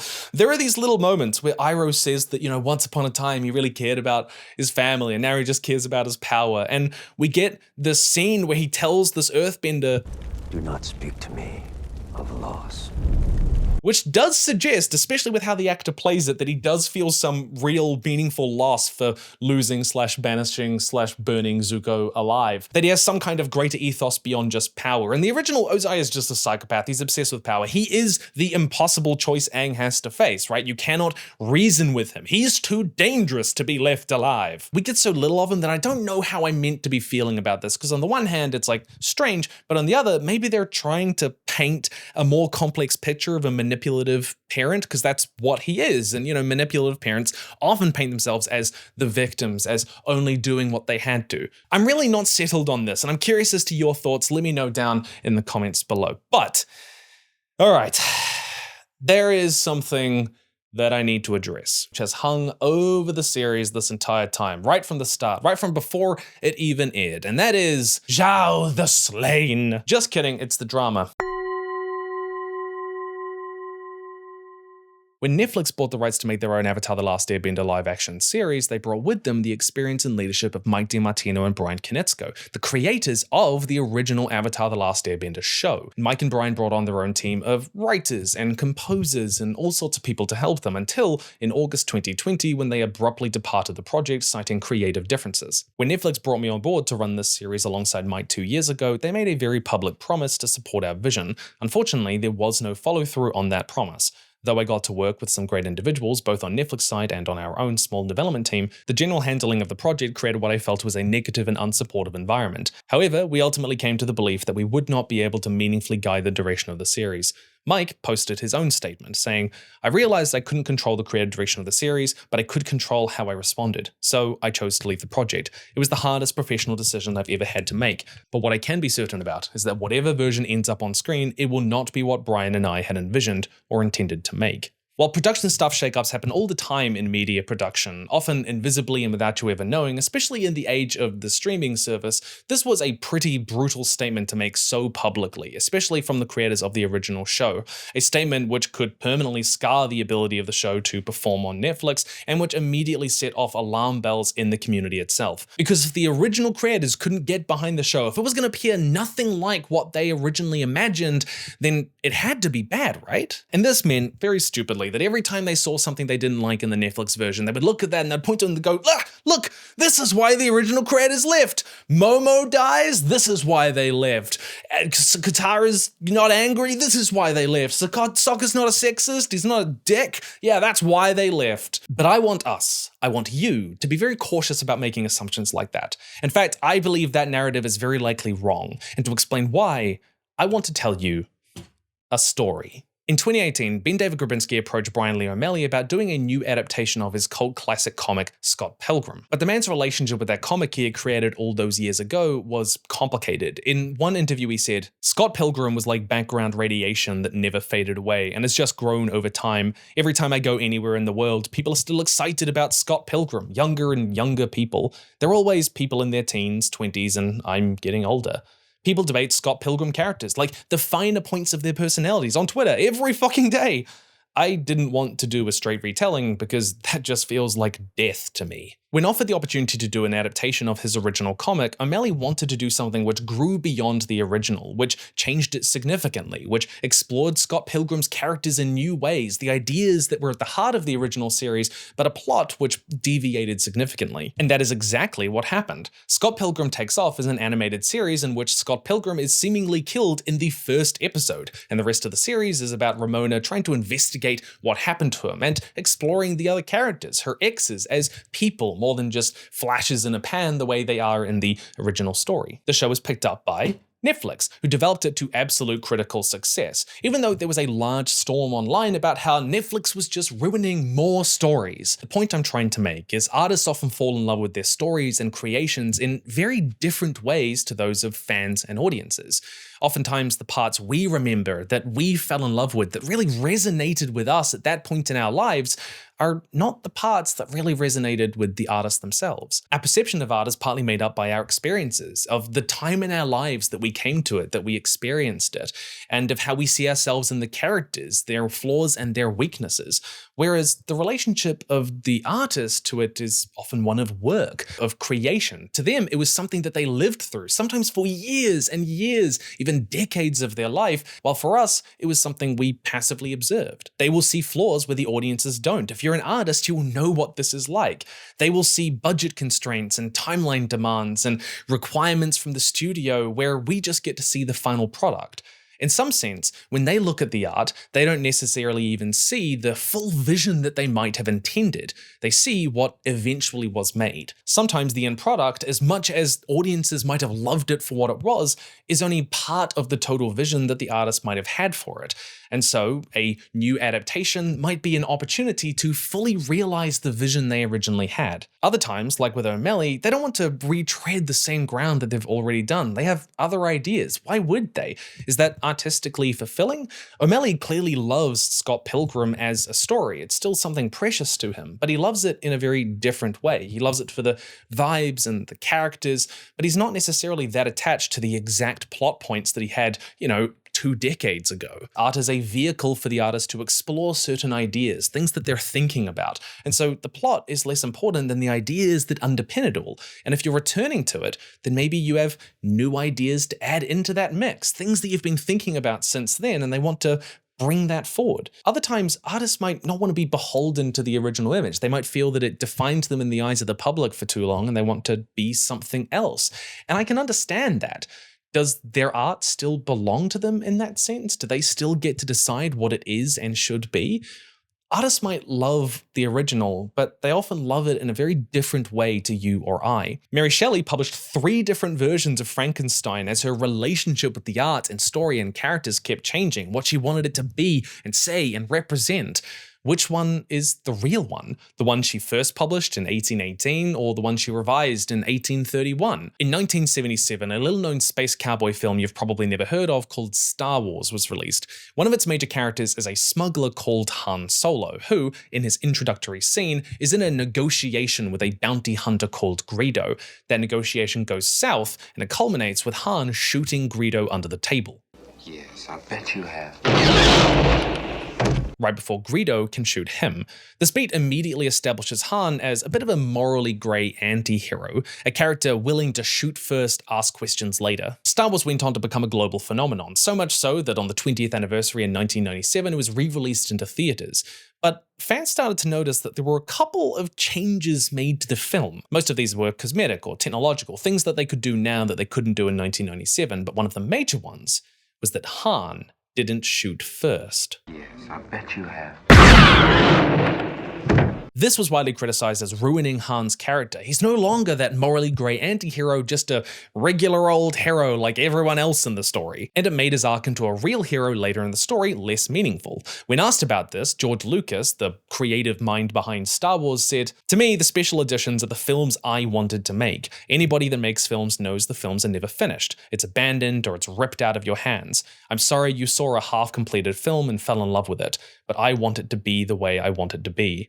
The controversy over who shot first, Greedo or Han, in episode 4, what I did was try to clean up the confusion, but obviously it upset people because they wanted Solo to be a cold-blooded killer, but he actually isn't. Like with O'Malley, the fans' perception and love for the story meant that people often regarded the 1977 version as the real Star Wars, rather than 1997 version, which was what George Lucas wanted to make. That line where he said, hey, it's never really finished, it's abandoned, it's ripped out of your hands, really spoke to me. The art, the true Star Wars that he wanted to make, wasn't really realized until a lot later. Lucas saw a half-completed film, only part of his vision, where everyone else saw a finished one. And there's a tension there, because which is the real one? Who owns Star Wars? Now, I grew up on the prequels, so to me, I have a very rosy memory of them. But at the time, people were kind of mad, right? Because infinite money and little oversight of George's vision created this. I don't like sand. It was critically panned and unpopular with a lot of the fans. But Lucas did introduce things into the story which very much fit his vision and interest in the Star Wars story and universe. The Chosen One prophecy, the midi-chlorians, the massive uses of CGI. That was a lot more important often than like getting the take right, apparently. But it didn't necessarily reflect what a lot of fans really loved in the originals. It's very easy to project every creative decision onto the big name in the headlines, the James Cameron, the George Lucas, but television and film are highly collaborative processes in very invisible ways that people often ignore. And sometimes artists work well under constraints or with a lot of help from other people. There's a temptation to believe that everything bad in the Avatar series comes from Netflix and that everything would have been perfect if they just gave absolute creative control to the original creators, Mike and Brian. But that's a very simplistic and, in my view, naive way of looking at how this kind of art is made. Remember, Mike and Brian weren't even responsible for some of the major storytelling decisions in Avatar. They weren't the ones who came up with Zuko's redemption arc. That was Aaron Ahaz and Elizabeth Welch. This is the art book for the original Last Airbender series, and it tells the story of basically every single episode, how creative decisions were made, the timelines they were made on, the sort of like struggles that they encountered. Like, for example, we know that they didn't really figure out exactly how energy bending was going to work until season 3, even partway into season 3. And it might surprise you to learn that like a lot of the plot points were made between seasons, that they didn't necessarily know how it was going to end at the beginning. They had a vague idea that a lion turtle was going to be involved, that maybe energy bending was going to be involved. They didn't really know how that they were going to do it. We know that they only came up with certain ideas at the writers' retreats, which happened between the seasons.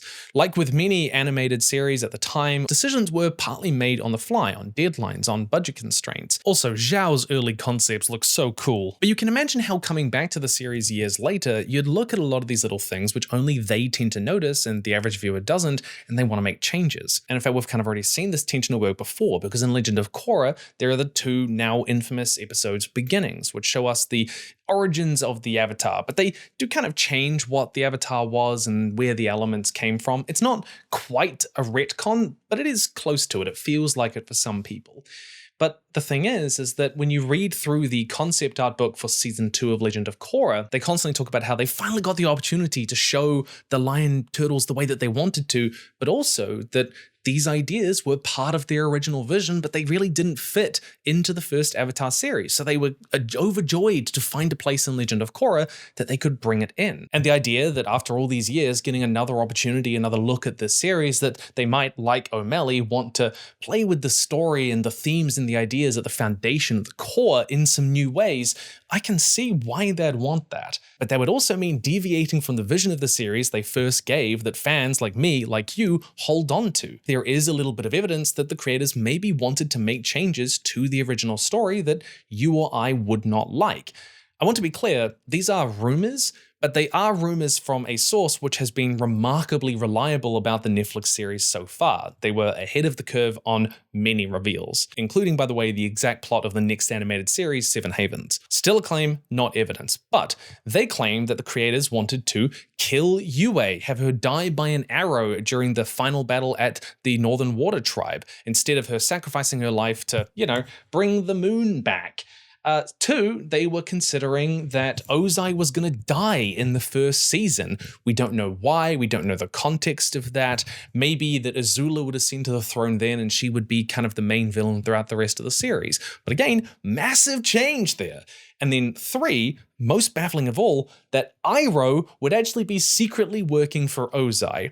Now, that might sound more dramatic than you might think. It might just be that OZAI said, hey, keep an eye on him. Don't let him become too powerful. And Iroh's like, yeah, I'll report back to you. And then he has a change in heart. Maybe that's what they were suggesting. It's just a rumor, but all of these ideas would have gone down in flames if they were ever adapted, especially if you ever changed Iroh. My goodness. Netflix have been pretty open on all levels that they want this to be a pretty faithful adaptation. And to their credit, it is mostly pretty faithful. Like, they've reorganized some things, but you're hard-pressed to find anything that's wildly different to the original series. A lot of the mistakes and the weird mishmash of episodes and changing of the characters just seem kind of like clumsy writing more than they seem to be a disregard for the original material. And there are things which could be mostly fixed in season 2. It's easy to say studios like Netflix are always bad and the original creators are always right, but a lot of productions come with strings which we never see, budget timelines and financial constraints and weird clashes between personnel that all impact the overall product. Transitioning from showrunning an animated series in the early 2000s with serialized television to the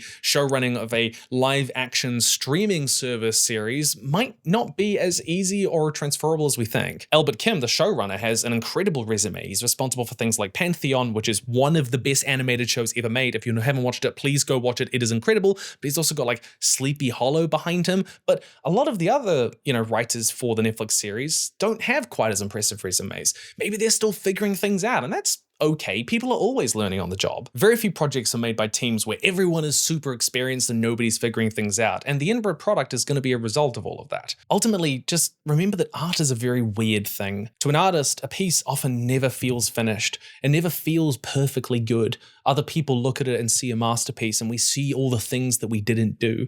We see all the things that we wished we could change. And as we evolve, so does our art. When we look at the art that we created when we were younger, we see something that represents a younger version of ourselves. That period in our life when we didn't know as much as we do now, that we didn't think in the same way as we do now. And so when we go back to that art, which came from such a younger period of our life, it's a very natural thing for the artist to want to change things. And I think that's okay. I think that's very human, but it does mean that an artist's vision of what the art should be doesn't always align with what we want it to be. But beyond this, beyond the drama, there is another burning question, one which hangs over this and over many series, many films and adaptations over the last 10 years, and that is, why? Why is this being made? If you watch the Netflix Avatar series, you'll start to notice a pattern, whether it's OMASHU or the Northern Water Tribe or the Southern Air Temple. All these places start to feel a little bit samey in a weird way. Like the characters immediately around them, that it feels real, like there's a set that they're actually walking through and interacting with. But the moment you go 5 meters back, suddenly it all feels fake. And that's because It kind of is that way. Much of the Netflix Avatar series was filmed in the LED stage at the Canadian Motion Picture Park just outside of Vancouver. It's the largest in the world at over 22,000 square feet, and they're designed to mostly replace the need for any kind of green screen. In fact, replace the need for any sort of set at all. The LED stage is wrapped around the set and the actors and allows the director to project anything they could possibly want up onto that screen. It's a remarkable piece of technology that reduces the need for back-end VFX and allows for a more immersive environment that the actors can actually see themselves in. They can feel where they're meant to be. And while it often looks great, it also means that despite being set in all these fantastically different environments and locations, a lot of them feel a little bit like they have the same sense of space and depth and atmosphere because, well, they're basically shot in the same way. Or it feels that, ironically, the characters are standing against a green screen. And while Appa and Momo do appear in the series, and when they do, they look fantastic, remember, animation is expensive. So you end up with these little budget cuts all over the place throughout the episodes to justify not having to show either of them. Like when Aang is going to go to talk to Roku at Crescent Island, he just leaves Appa behind and says, "You've got to stay here, my little man," with little justification. Or in the opening episode where instead of Appa, coming out of the ice and going to fly and then flopping into the ocean and then riding him back to the Southern Water Tribe, he just stays in the ice and then he shows up later in a much smaller scene. It's the only reason that I can imagine justifying cutting such a detail out of the opening scene. And looking at that, I have to wonder what the hell they're going to do with one of the most amazing episodes in the series, Appa's Lost Days, which features 22 straight minutes of creature animation, 8 different cinematic locations. Like I mentioned, part of the reason that episodes get mixed together is so they can, keep the VFX budget at the right amount. And I've already spoken about how even though they did some incredible stuff with the bending in this series, like they were clearly putting so much time and love and heart into it, half the time it still pales to what they could do with traditional animation in the original series. The choice to adapt something to live action itself shapes what you can do and how it can look. And I'm not saying this, by the way, as someone who needs like super incredible VFX. I grew up on early 2000s sci-fi television. I'm a Stargate kid where every single planet looks suspiciously like 20 minutes outside of Vancouver. But look at how much had to be sacrificed in that transition, right?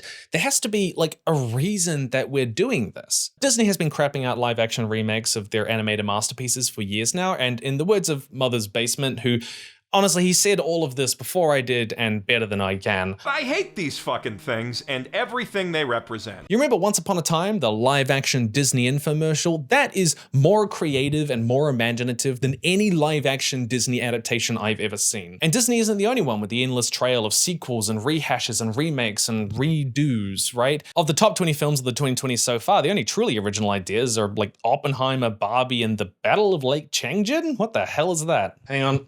Let me look it up. The Battle of Lake Changjin. The Battle at Lake Changjin is a 2021 Chinese war drama film commissioned by the Central Propaganda Department of the Chinese Communist Party to celebrate their 100th anniversary celebrations. It tells the story of the North Korean Allied Chinese People's Volunteer Army forcing the United States to withdraw in the Battle of the Choisin Reservoir during the Korean War. It made $1 billion. It's like 3 hours, but at least it's original. See, that's the bastion of originality these days, the Chinese Communist Party. Dun, dun, dun, dun, dun, dun. I don't know what the Chinese national anthem is. Okay, future Tim, I was a little bit rough saying that. There are a few other films on that list worth looking at on there, but still, the point is made. Part of the reason for everything becoming live action is the streaming wars. All these companies trying to gobble up as much IP as possible to play on nostalgia, re-wake the loves you had from your childhood. That's what a lot of this is. But the other reason is the widespread idiotic perception that animation is somehow an inferior medium, that it's made for children, that it can't be adult. So this is like a, it's saying you don't have to be ashamed of liking this. This is an adult show now. We burn people. But I'm always left thinking, what could they have made by putting this money into something else? This was made on $120 million. And to give you some context, all 4 seasons of Castlevania were made on far less than that. The animated series, the adult animated series, original, interesting, fascinating, brilliant. I want to see the creation of more things. And with the sheer amount of money being poured into TV these days, that should be the priority, right? Like that should be where we're at. In some sense, like it's the culture that's responsible. People go to these films, they go to the reanimated necro-corpsed films rather than new things, right? Like that is part of it. This is why of all the streaming services, believe it or not, Apple TV, they're ones taking some massive ambitious swings and some great creative projects that probably wouldn't get picked up anywhere else. And I kind of admire that. But while I live in this world, while this is happening, I will say that I am excited for season 2, all right? I wish them the best. I can tell that this project is made by people who really love the original, who care about the lore, who are paying attention to what it was and what it can be and what they can make of it. So many details are so lovingly and consciously included. Like when we're seeing the Southern Water Tribe, we see the shells of previous igloos from when the tribe was larger, from before the massacres, from all the waterbenders were taken away. It's that sense of foreshadowing and foresight of the story beats to come. I really like that. It's impossible for me to look at this as just a cheap cash grab. Like on a studio level, things are sometimes cash grabs, but on a creative level, you'd be very hard pressed to find someone who is making things in this day and age with like no love for the story that they're creating. I find that very difficult to believe. I don't think that that really happens. And yet, if translating a beloved animated masterpiece into live action means losing a lot of what made the animated story so special, then the words of showrunner Albert Kim come to mind. Why? What is there I could do or say with this story that wasn't done or said in the original? In a world where art feels increasingly under attack, I have a complicated relationship with series like these. I wish it the best, I hope it succeeds, but on the other hand, I hope new art succeeds, new creations, new imaginations, new artists, new people getting their moment in the sun. That's always going to be the most important thing to me. People.